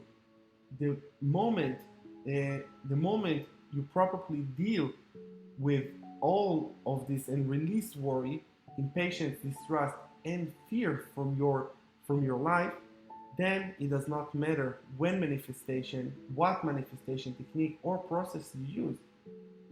In fact, you don't even need to ask much at all, because then good things that are aligned with your highest desires will start happening spontaneously in your life. Since the universe always picks up on all your feelings and vibrations perfectly, doesn't make it a perfect sense that also picks up on your desires and delivers them to you in the smoothest way possible? But it can only do so if you give up on your habits of worrying, feeling impatient, distressful, or fearful. Your manifestation's success will be in the direct proportion to your ability to give up these blocks. Now that you have the basic understanding of how these four blocks can potentially delay your manifestations, I'm going to guide you through the it is done process that deals with the four major blocks we have discussed right just now, and also puts you in highly conducive manifestation inner state. Chapter 7: The Significance of It Is Done. More modern prayers in the Western world end with an Amen, which, when loosely translated, means "and so it is," or "it is done." The Amen one utters at the end of prayer signifies that we have turned the problem completely over to God or the universe, and that nothing more needs to be done. No more worrying over this outcome, no more fear, no more struggle or strife. It is done. Everything is already fulfilled and in a perfect state of harmonious completion. I feel that in the modern times, however, we add Amen at the end of our prayers more of an habit and convention, without really knowing the full significance of what this would mean. The first time I read about the meaning of Amen, goosebumps ran all over my body as I finally understood the true significance of prayer. In fact, praying, you state your desire clearly. At the end of it, the utterance of Amen is more than just symbolic gesture. It is your display of complete faith and trust in these universal laws you are relying on. It is meant to signify that your faith is so deep that you consider what you have asked to complete and done. There is nothing more you have to do, and the perfect conditions which you hope for are already here. I believe that this was the intention of the ancient spiritual masters when they prayed in this fashion. A study of other spiritual traditions or religious shows that each tradition has its own way of ending a prayer, and usually ends it with the same affirmative word or phrase every single time. Modern men seems to have glossed over this conviction, placing more weight on the actual contents on the prayer and the words that they're said. But what is actually profound importance is what is said at the end of the prayer. Most clearly stated, it is how you feel when you conclude your prayer. I have chosen to substitute the words Amen for something which is more easily understood and accessible in our daily English language. The short phrase I have chosen is "it is done." Try saying "it is done" to yourself right now and feel how good it feels. Bask in this good feeling of it. I can just close my eyes right now and imagine that wonderful "it is done" feeling. Even saying it quietly to yourself gives you a sense of peace, closure, completion, satisfaction, and fulfillment. Your mind and body knows this feeling as the feeling of assurance, one of peace and complete satisfaction, resting in your awareness that everything has happened just according to you, just according to how you intended to. Think back to a time in the past when you completed a task, any task, and the triumphantly told yourself, "It is done." And at the end of it, how did you feel at this moment? Did you feel at the top of the world? Did you feel invincible, powerful, and completely fulfilled? How you may even be feeling those feelings now as you think back at this wonderful moment. That feeling of deep peace, satisfaction, and happiness is what we are looking for here. The "it is done" method brings this feeling into your daily life and your daily manifestation practice such that you bring yourself to an inner state that is extremely conducive for for manifestations to take place. The more you use this "it is done" technique, the more it will work for you. This is because you will bring anchoring and deepening this inner state each time you repeat this technique. With each success, you will have more "it is done" moments to draw on. So the process literally compounds itself each and every time you use it. It is certainly not an exaggeration or understatement to say that "it is done" technique gets better and more powerful over time. There is both scientific and spiritual evidence to back this up. And very soon you will find that "it is done" technique helps you erase any negativity or worries in your life. Just like that, with no fuss. Let me first share with you the significance of "it is done." I have chosen these three English words here to represent an inner state of feeling. However, understand that I'm talking about something that goes beyond mere words.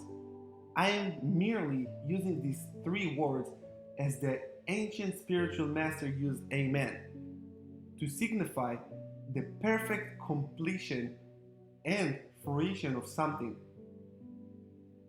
If you treat "it is done" as just another phrase, word, utterance, then it is going to be just that for you.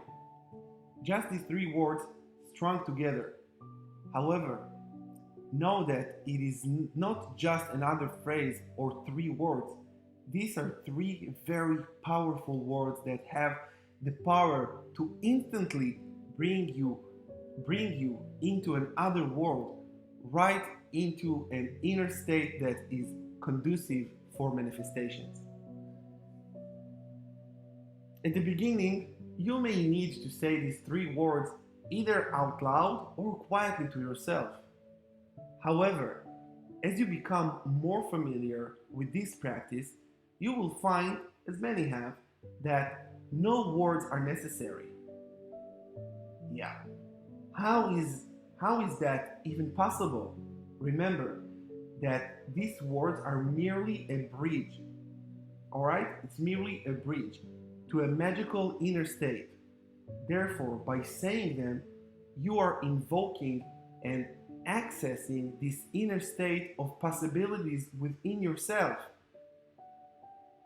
Once you are accustomed to how the it is done state of being feels, you do not have to say the words to get there. You can get there at will.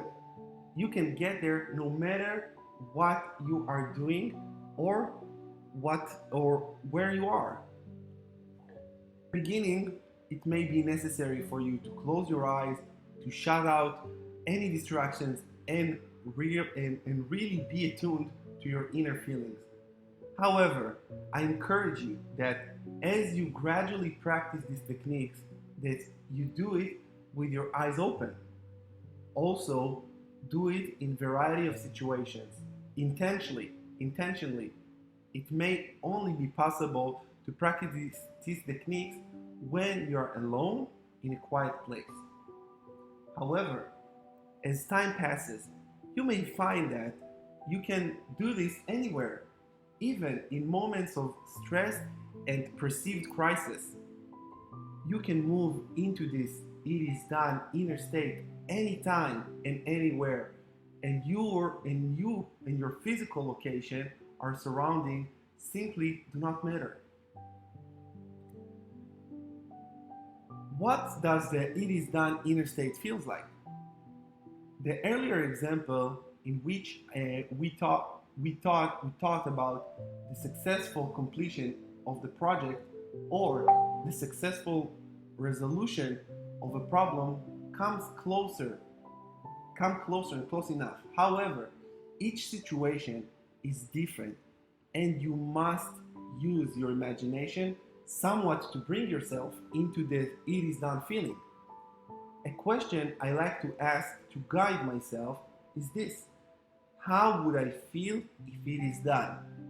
How would I feel if I get what I'm asking for? How would I feel if this issue is resolved? That is the it is done feeling you're looking for.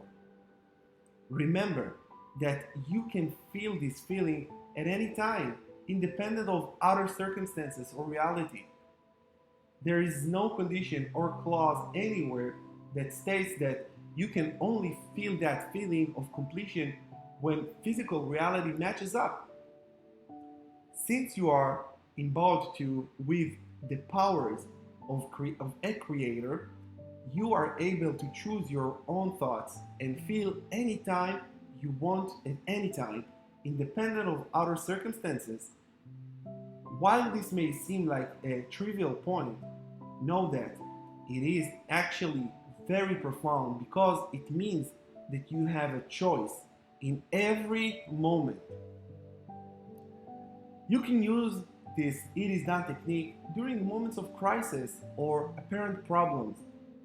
I sometimes use it for unexpected circumstances and it helps calm me down very quickly. Because I have used this technique so many times and repeated this phrase so many times, I'm actually drawing onto the collective power of all the past successes when I use this technique. I am drawing on it thousands of times when that technique has worked for me and applying that power to the new situation. When you have the benefit of tapping into your past successes, you will find that any blocks you have instantly melt away. You will find your fears, worries, impatience, and distrust melt away with the use of this technique. When you use the it is done technique, you have to really mean it. You cannot just append it to the end of any intentions, affirmation, or statement as an afterthought. Doing so would be falling into the trap that millions make when they say amen after their praise. They treat amen as nothing more than an afterthought instead of saying the phrase for what it really is. I would argue that it is done is actually more important than the actual intention itself. Because what you are doing is taking that intention and directly imprint the collective energy field with the signature vibrational patterns of your intention. Till today, I still have no clear explanation of how this process works, but I know that it just works. This method cuts through the four major blocks that I discussed earlier. Before we go into discussing this technique in detail, let me tell you an experience I had with using that technique just yesterday. I use all of these techniques and methods I teach on a regular basis, which, because they were distilled after a long period of learning the spiritual laws and universal principles. I use and teach only what works. Just yesterday, I was in a meditation session and I had intentions to win a prize at a lucky draw. This lucky draw is a bit special. It is organized by a shopping mall in which a certain amount of money spent allows you to once win a chance to the jackpot machine. I have played this game well over 10 times in the past, but in a few years, and have not won anything.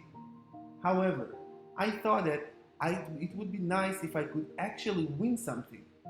And so I visualized myself playing the jackpot machine, seeing the notification on the screen that I had won the prize, and actually queuing up to collecting my prize.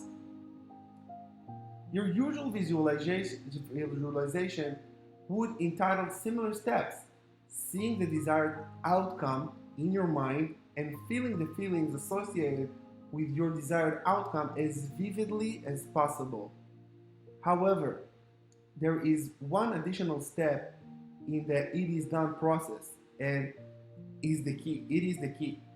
The it is done technique serves to reinforce and deeply imprint the intentions you have stated and feeling you have felt during the previous visualization process. At the conclusion of the visualization or statement, what you do is mentally say it is done to yourself, and at the same time feel the totality of the feelings associated with this phrase. How would you feel if it is done? Feel this feeling in the moment of saying the phrase quietly to yourself. It refers to whatever you have asked for earlier. So the universe already knows perfectly what you're referring to. There is no need to repeat or visualize the whole outcome again. Instead, just focus on feeling that it is done feeling. As you say the statement, feel yourself moving powerfully into the state of completion. I always feel goosebumps all over my body, and the movement of energy around go through me. You will feel the same thing too. After you have allowed yourself to move into this powerful state, stay still and silent just for a moment, with your eyes closed if necessary. Feel the completion that just taking place. Whether you have asked for it for is already here and fulfilled, there is nothing more you need or have to do. I add this it is done process to my earlier visualizations. I knew in the moment that there was nothing more I needed to do. So off I went for an enjoyable dinner with my family. After dinner, I joined the queue to play one of the jackpot machines, and exactly as I visualized, I won an instant prize. Now know that in my past 3 years of joining this little draw, I had never won anything. Each time I played, I saw other shoppers leaving empty handed as well. However, yesterday was different. I joined the queue that collect my prize just as I envisioned. I did not engage in highly detailed visualization session. In fact, I did not even know what words would appear on the screen to inform me that I had won, or physical placement of the machines and the queue. So I merely made all of that up in my visualization based on whatever I could recall from memory. Those are not as important as the feeling which makes up for the inner state. Remember that, as Neville put it, feeling is the secret, and nothing is more important than that. It is done feeling. What I did when I added that it is done process to the end was to display my faith and trust in the universe that it was indeed done, and that in that very moment my prize was already reserved for me. I did not worry about whether it would happen or not, or how it would come to me. I was very calm and relaxed about the whole affair. You'll also notice that I did not have a particularly good reason for wanting to win the prize. There are some books which teaches you that you need to have a burning desire or compelling good reason wanting something. I have found that having a good reason usually aids in the visualization process, which I turn always when in turn allows you to add more vivid feelings to the process. However, don't be afraid to ask for something just for the sake of wanting it. Sometimes that can be the pursuit of intentions. I wanted to win a prize because I had never won before, and I wanted to experience the thrill of winning. My intentions were was pure and simple. I simply to wanted to give myself the fun experience of queuing up to collect my prize, and it happened. Therefore, I would not encourage that you start writing or even listing a long list of reasons for why you should have something or why you deserve something. Those are not important to the universe. Pay very close attention to how you feel when you do an exercise of listing down the reasons for why you should have something. Part of you wants that thing badly, and another part of you feels that you probably do not deserve it. Which is why the long list of reasons are necessary to convince yourself of your worthiness in that first place. Know that the universe always delivers whatever you ask for to you without judgment, and there is no need to prove or your deservedness or worthiness in any way. You can want something simply just for the sake of wanting it, because you wanting something does not deprive an other from or her share. You are already worthy of all the good that there is. And if something does not come to you, it is not because you're not asking hard enough, but because you are unknowingly blocking it from coming to you. The it is done technique will help you quickly get past these blocks. Chapter 8: The It Is Done process in detail. The beauty of the It Is Done technique is that it is compatible with any spiritual practice which you are currently doing. No matter what a technique is of meditation, creative visualization, or creative process you're using, the it is done technique does not require you to change any of it, even a bit. You can continue to use what has worked for you in the past. Instead, the it is done technique offers a powerful add-on that complements whatever technique or process you are currently using. As you use this it is done technique on a continuous, consistent basis, you'll not only tap into the power of all your past intentions that have successfully manifested, but also be able to access the powerful emotions and feelings at will. How to apply the it is done technique.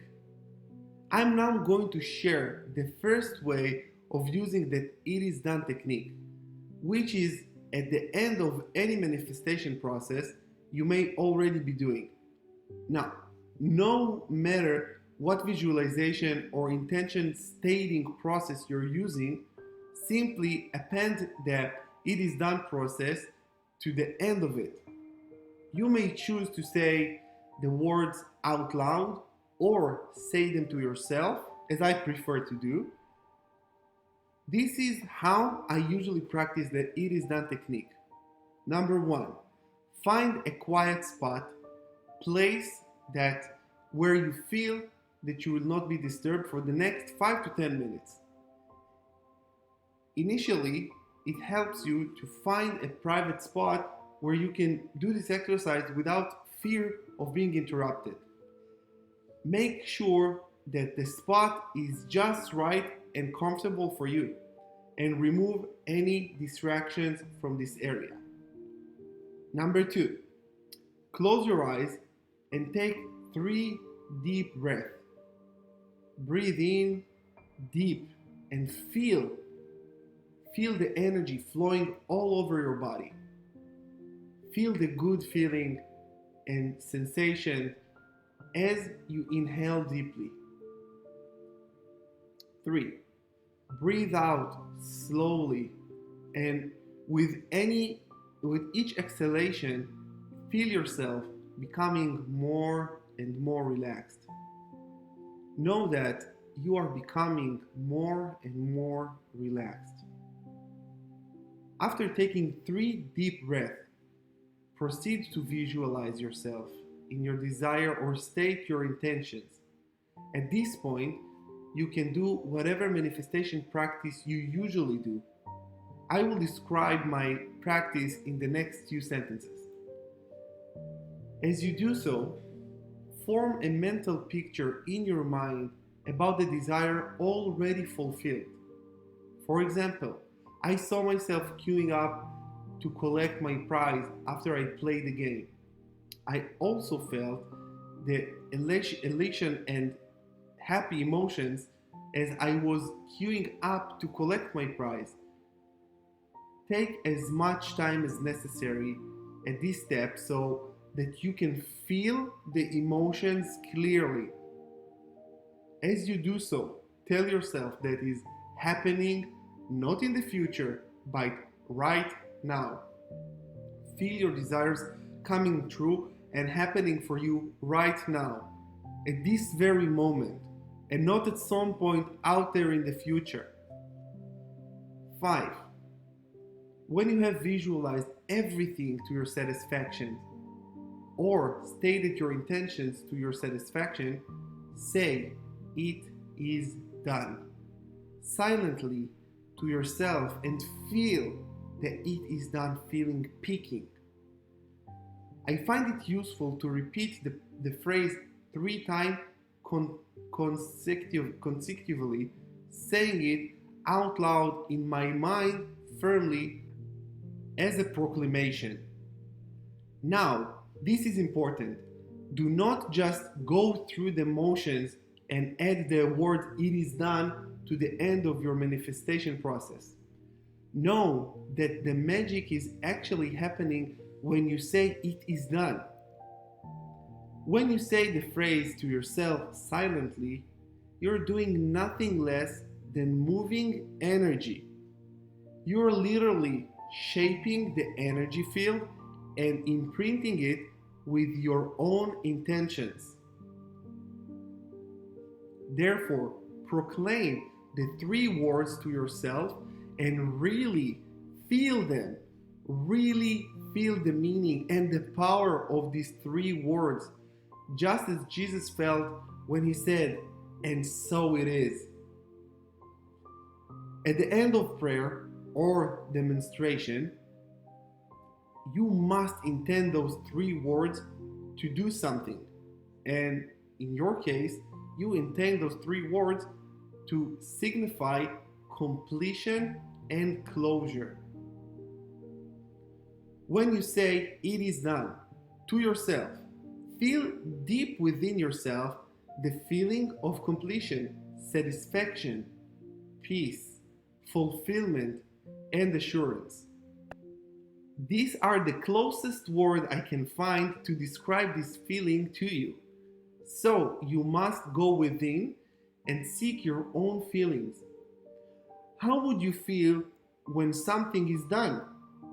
How would you feel when a desire comes true for you and there is nothing more you have to do? How would you feel knowing that everything is already settled? That is the feeling we are generating for you right here. Notice that feeling which you conjure up within yourself when you say "it is done" can be slightly different from the feelings you had when you are visualized your desired outcome. When you visualize your desired outcome, you feel feelings were in response to the specifics of the situation. For example, I felt how I would feel when I queued up to collect my prize. That is a feeling of happiness. And also, unqueuing is in the sense that is aroused from me queuing up to collect my prize. However, in saying "it is done," the feeling we are going for is slightly different. The feeling is one of completion and fulfillment, in that something is already done and taken care of by the universe. Therefore, there is no need for you to try and feel the same feeling as you did before in the first few steps. You do not need to recall how you felt earlier as you visualized. Simply focus on the feeling that "it is done" feelings.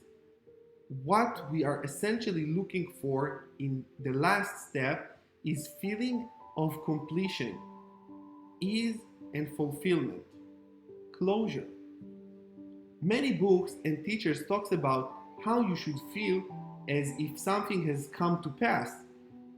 When I read those teachings, I had an intellectual understanding and knew that was the way I'm supposed to feel. But the books did not teach me how to feel that feeling. Thus, my intention is to explain step by step in specific manner what this "it is done" feelings entails. When you say the phrase "it is done" silently to yourself, use a triumph tone of inner voice. Make it sound like proclamation, a reflection of reality. Once again, if you have trouble doing this step or imagining how you would sound like, think back to a time when you proudly told someone that a task that has been completed. We've all had moments like this in our lives, so use your past successes here. How would you sound like when you want to convey to a friend that something has been done? Now just in process but done. Not just in process, but done. Settled, fulfilled. How would your tone of voice sound like? What is the sound? What it sound more like a wish or more like a reflection of actual reality? That is the tonality we are looking for here. Internalize this tone of voice and imagine yourself speaking it in your head. Imagine yourself making the proclamation that it is done. Next, as you are making that proclamation, feel the feelings associated with something being done, settled, and complete. Feel the feeling of the universal forces converging on your behalf and bringing whatever you want to you. The manifestation process which you did earlier have already set powerful universal forces in action, and that is all you have to do. Your job is to set those universal forces in motion with your intentions. By becoming clear over your intentions are and then vibrating with that highest intent. The rest is up to the universe, setting off a chain reaction and sequence of events that will bring what you want to you. When you're feeling that it is done feeling, how long you feel it for? I like to immerse myself in this feeling what seems like a long time, but it's actually 15 to 30 seconds at the most. Remember that 15 to 30 seconds of vibrating at a pure, highly energized state with no interruption works wonders in terms of energy that you're actually moving. What is 15-30 seconds of this it is done feelings is combined with what you have felt earlier in your manifestation process. The combined effect is very potent indeed and can bring your manifestation to pass very quickly. So, feel the it is done feeling as you say the phrase, and then immerse yourself in that feeling for 15 to 13 seconds. Sometimes you'll feel a peak in the feeling, as I do, during which that feeling becomes so intense that may scalp and may scalp my head and actually twitches intensely. It is a very funny feeling that I can probably describe it. What I think is happening is that I am shifting into a new possibility that very moment, and my physical body is literally accommodating those changes. I am moving into a new state of reality where my desires and intentions are fulfilled and leaving the old state of reality behind. This shift is so profound to my physical body that it is still trying to make sense of this new state of reality. When you use the it is done technique, you'll get to a point when you feel something which I call inner confirmation. This is an inner feeling where everything shapes into place and you get a confirmation that is truly done. This is a feeling of peace that surpasses all understanding. You just intuitively and deeply know that it is done. What I do is to feel those it is done feelings intensely and usually 10 to 15 seconds out. I get this inner confirmation that everything is done and is nothing more I need to do. This is when I stop and release everything. By releasing everything, I mean that I completely and thoroughly let go of my intentions, desires, the outcome, and the whole process. I don't even try to remember what I was asking for or what I was doing just minutes earlier. I clear my mind and let it be free of deliberate thoughts. Remember that there should not be any strain in any of this. If you are trying hard to feel that something is done, you're trying too hard. If you find yourself not easing into the process, you're trying too hard. Be easy on yourself. This is meant to be an intense and fun process. It is not meant to be additional work or strain for you. If you do not, if you do it with the mindset of I have to get it done correctly, then things will be difficult for you. Instead, just see yourself as playing with the energy field around you. See yourself as commanding the energy field when you say and feel the words, it is done. For in that moment, it is done. Try the method as I have described above, and you will find yourself experiencing many of the sensations I have described. You will recognize many of these sensations and feelings once you actually experience the exercise, once you actually experience the exercise for yourself. Till then, reading about it is definitely no substitute. So put this book down and allow yourself to try this technique. Remember, it does not matter what manifestation technique you're currently using. This is a flexible method designed to complement whatever techniques you have been using all along. I've had individuals use this with great success with affirmations. They would write or state their affirmations and then use that it is done technique at the very end. All of a sudden, they found affirmations becoming effective for them. In their case, there is no visualization involved, but it still worked. So, because the it is done technique is feeling-based experiential process, I have had individuals use this technique along with vision boards.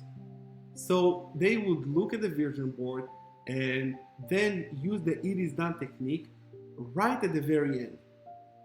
The possibilities are endless, and I invite you to explore and play with them to see what new things you can come up with.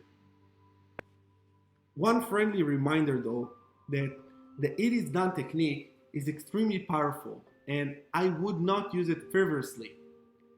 It is alright to ask for whatever you really desire, such as an experience or a new outcome. However, it is not alright to test the universe to make sure this really works. For example, after reading about this it is done technique, some may feel that the need to test whether it works by feverishly applying the technique or intentions desired which they are particularly do not care for. Since this technique is so powerful, just give me X.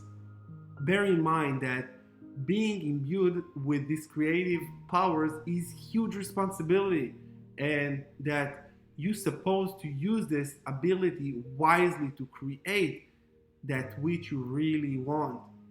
Instead of half-heartedly asking for things which you do not really care for, therefore don't adopt a flippant show me what you can got attitude with this technique.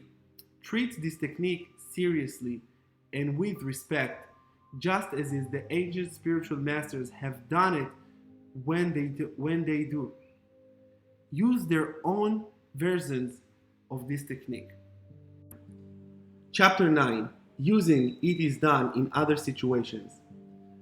In the final chapter of this book, I am going to talk about using the It Is Done technique in a variety of situations.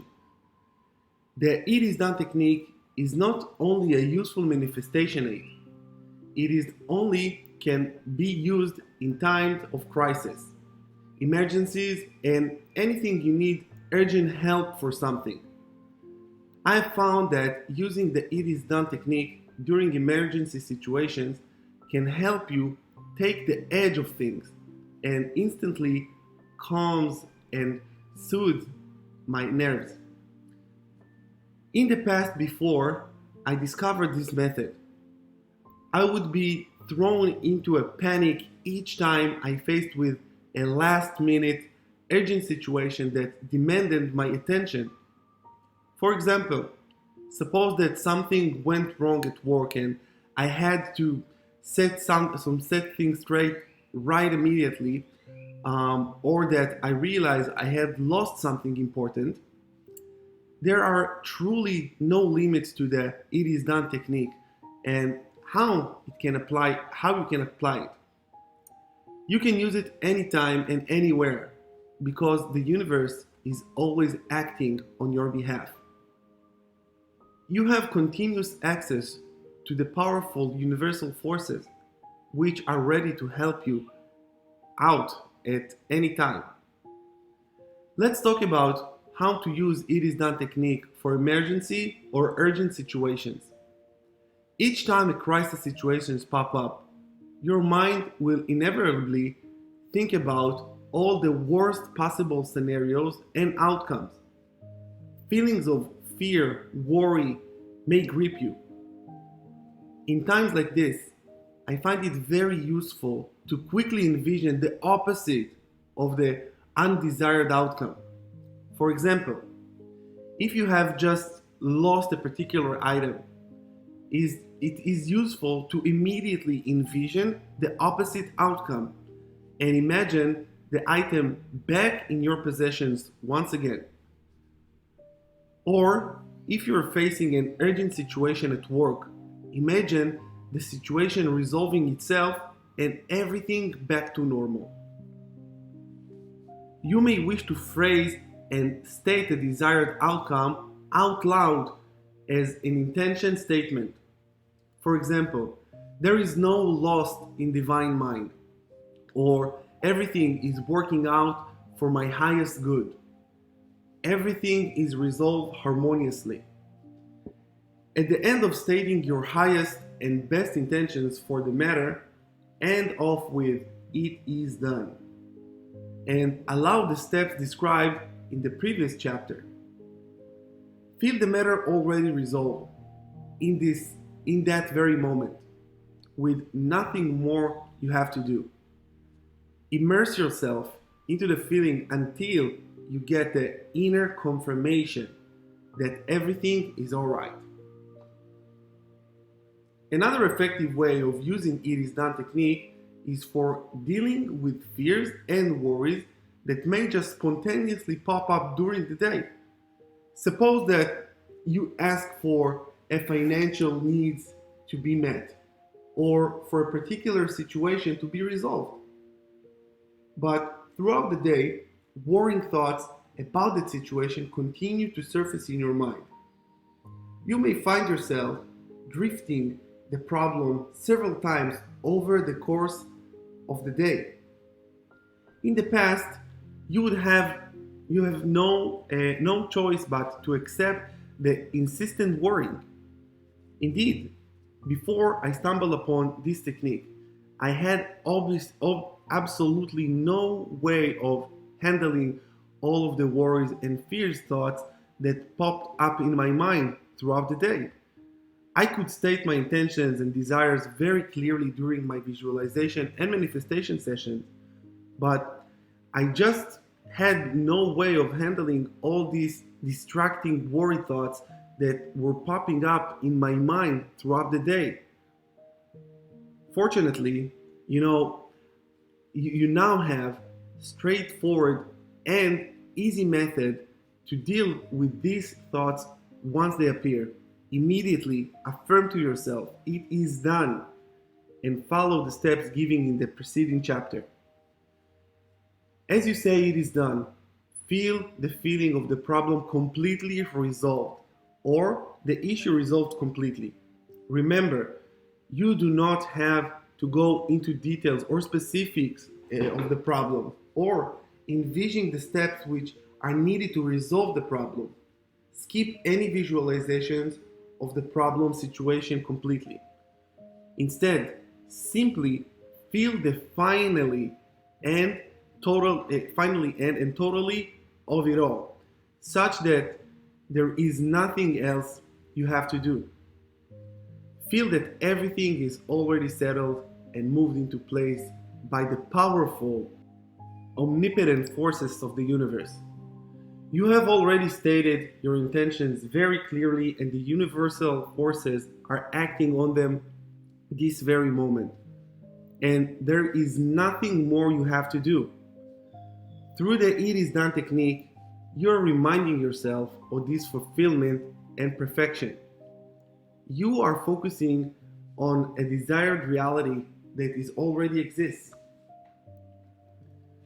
Do this as many times as necessary during the day. Whenever worry and fear thoughts crop into your mind, as you're practicing this and become more familiar with the technique, you will find that your worry and fear thoughts are no match for the empowering feeling and momentum when you are going through the "it is done" process.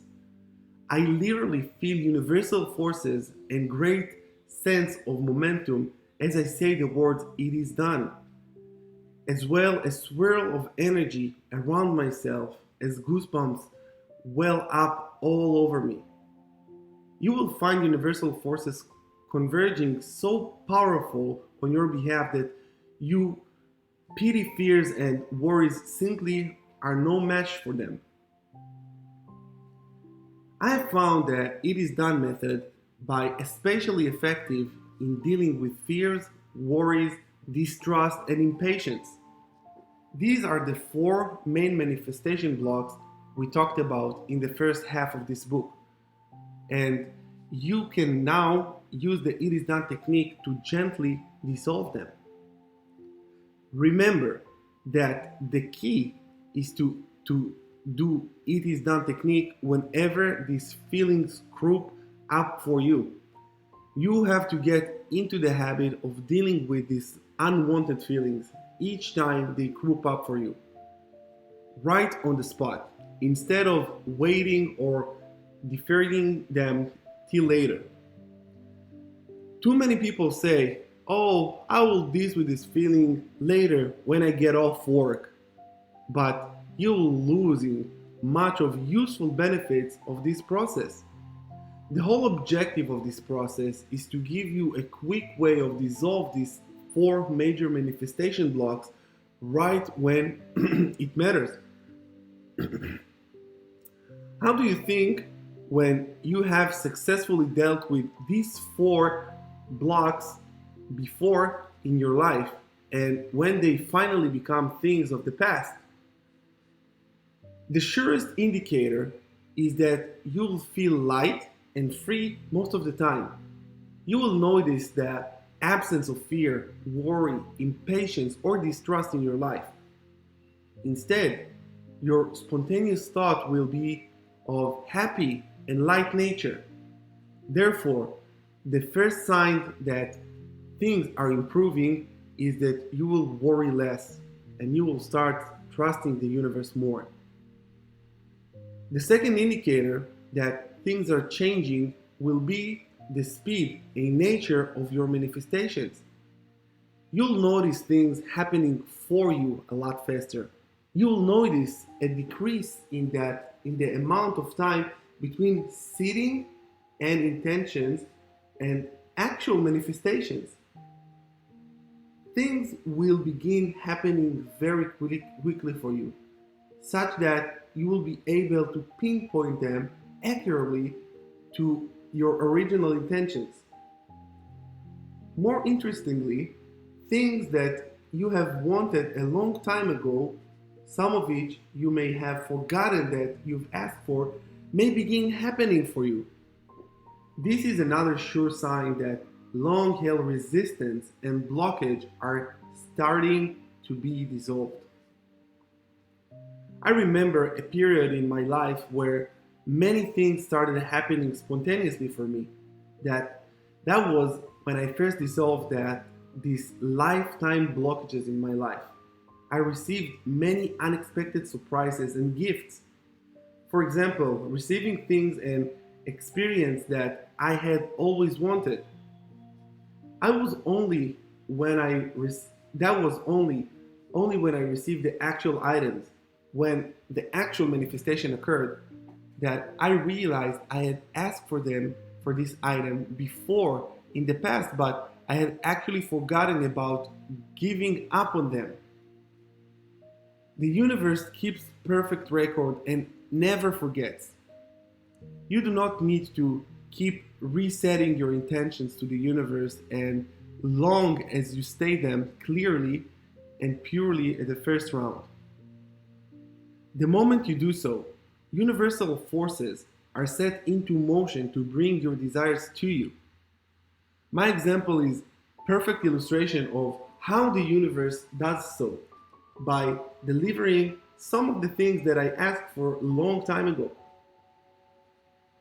When you clear the blocks that are standing between you and your manifestations, long held intentions will spontaneously come through for you. Another sure sign that there are something is happening is that things will start happening for you even before you ask. You will know this sound counterintuitive, but it is certainly the case for me now. Just last week, I emailed manufacturer to provide feedback about faulty item I had purchased. Usually, this will be followed with a long exchange process with where I have to provide details or faulty product and ship it in, but before it can be exchanged. To my surprise, the merchant shipped me a replacement and unit immediately, which appeared directly into my mailbox without me even have to say or dealing with anything. The universe always understands you and your full intentions and delivers them perfectly to you if you let it. This has certainly been my experience ever since I let go of these blocks. Collectively, I think these experiences have taught me several powerful lessons. First, of course, they reinforce the importance of letting go of the four major manifestation blocks. You must make conscious decisions to let them go today, and until you do so, they will prevent you for your full manifestation abilities from shining through. They will prevent you from reaping the full benefits of these universal principles. The moment you let go of your blocks completely, you will find the universe delivering your intentions and desires to you with remarkable accuracy and speed before you even need to speak a word. I encourage you to start putting the it is done technique to work in your life immediately. Do not delay. Work at dissolving the four major manifestation blocks in your life as they occur and implementing the it is done technique on a regular basis. Do it just for once or twice. Don't do it not just once or twice, but keep at it over and over the next few weeks and month until you see results. I promise you that if you make this it is done technique and principles a core tenet of your daily life, that you will reap immense benefits and rewards from this process. You will find yourself in amazement over on how the universe can deliver your request to you precisely and completely with so little physical effort on your part. You will be amazed as I have at how the universe understands your deepest intentions so perfectly and brings what you want to you at the perfect time. Most importantly, you will discover, as I did, how the universe operates with the pursuit and highest of intentions, with no ulterior motives, and that is only objective is to support your growth and well-being. Perhaps the closest word I can find to describe this incredible feeling is one of unconditional love. Always remember that it is in that moment you intend something, it is done, and it is so. Now, go live like never before.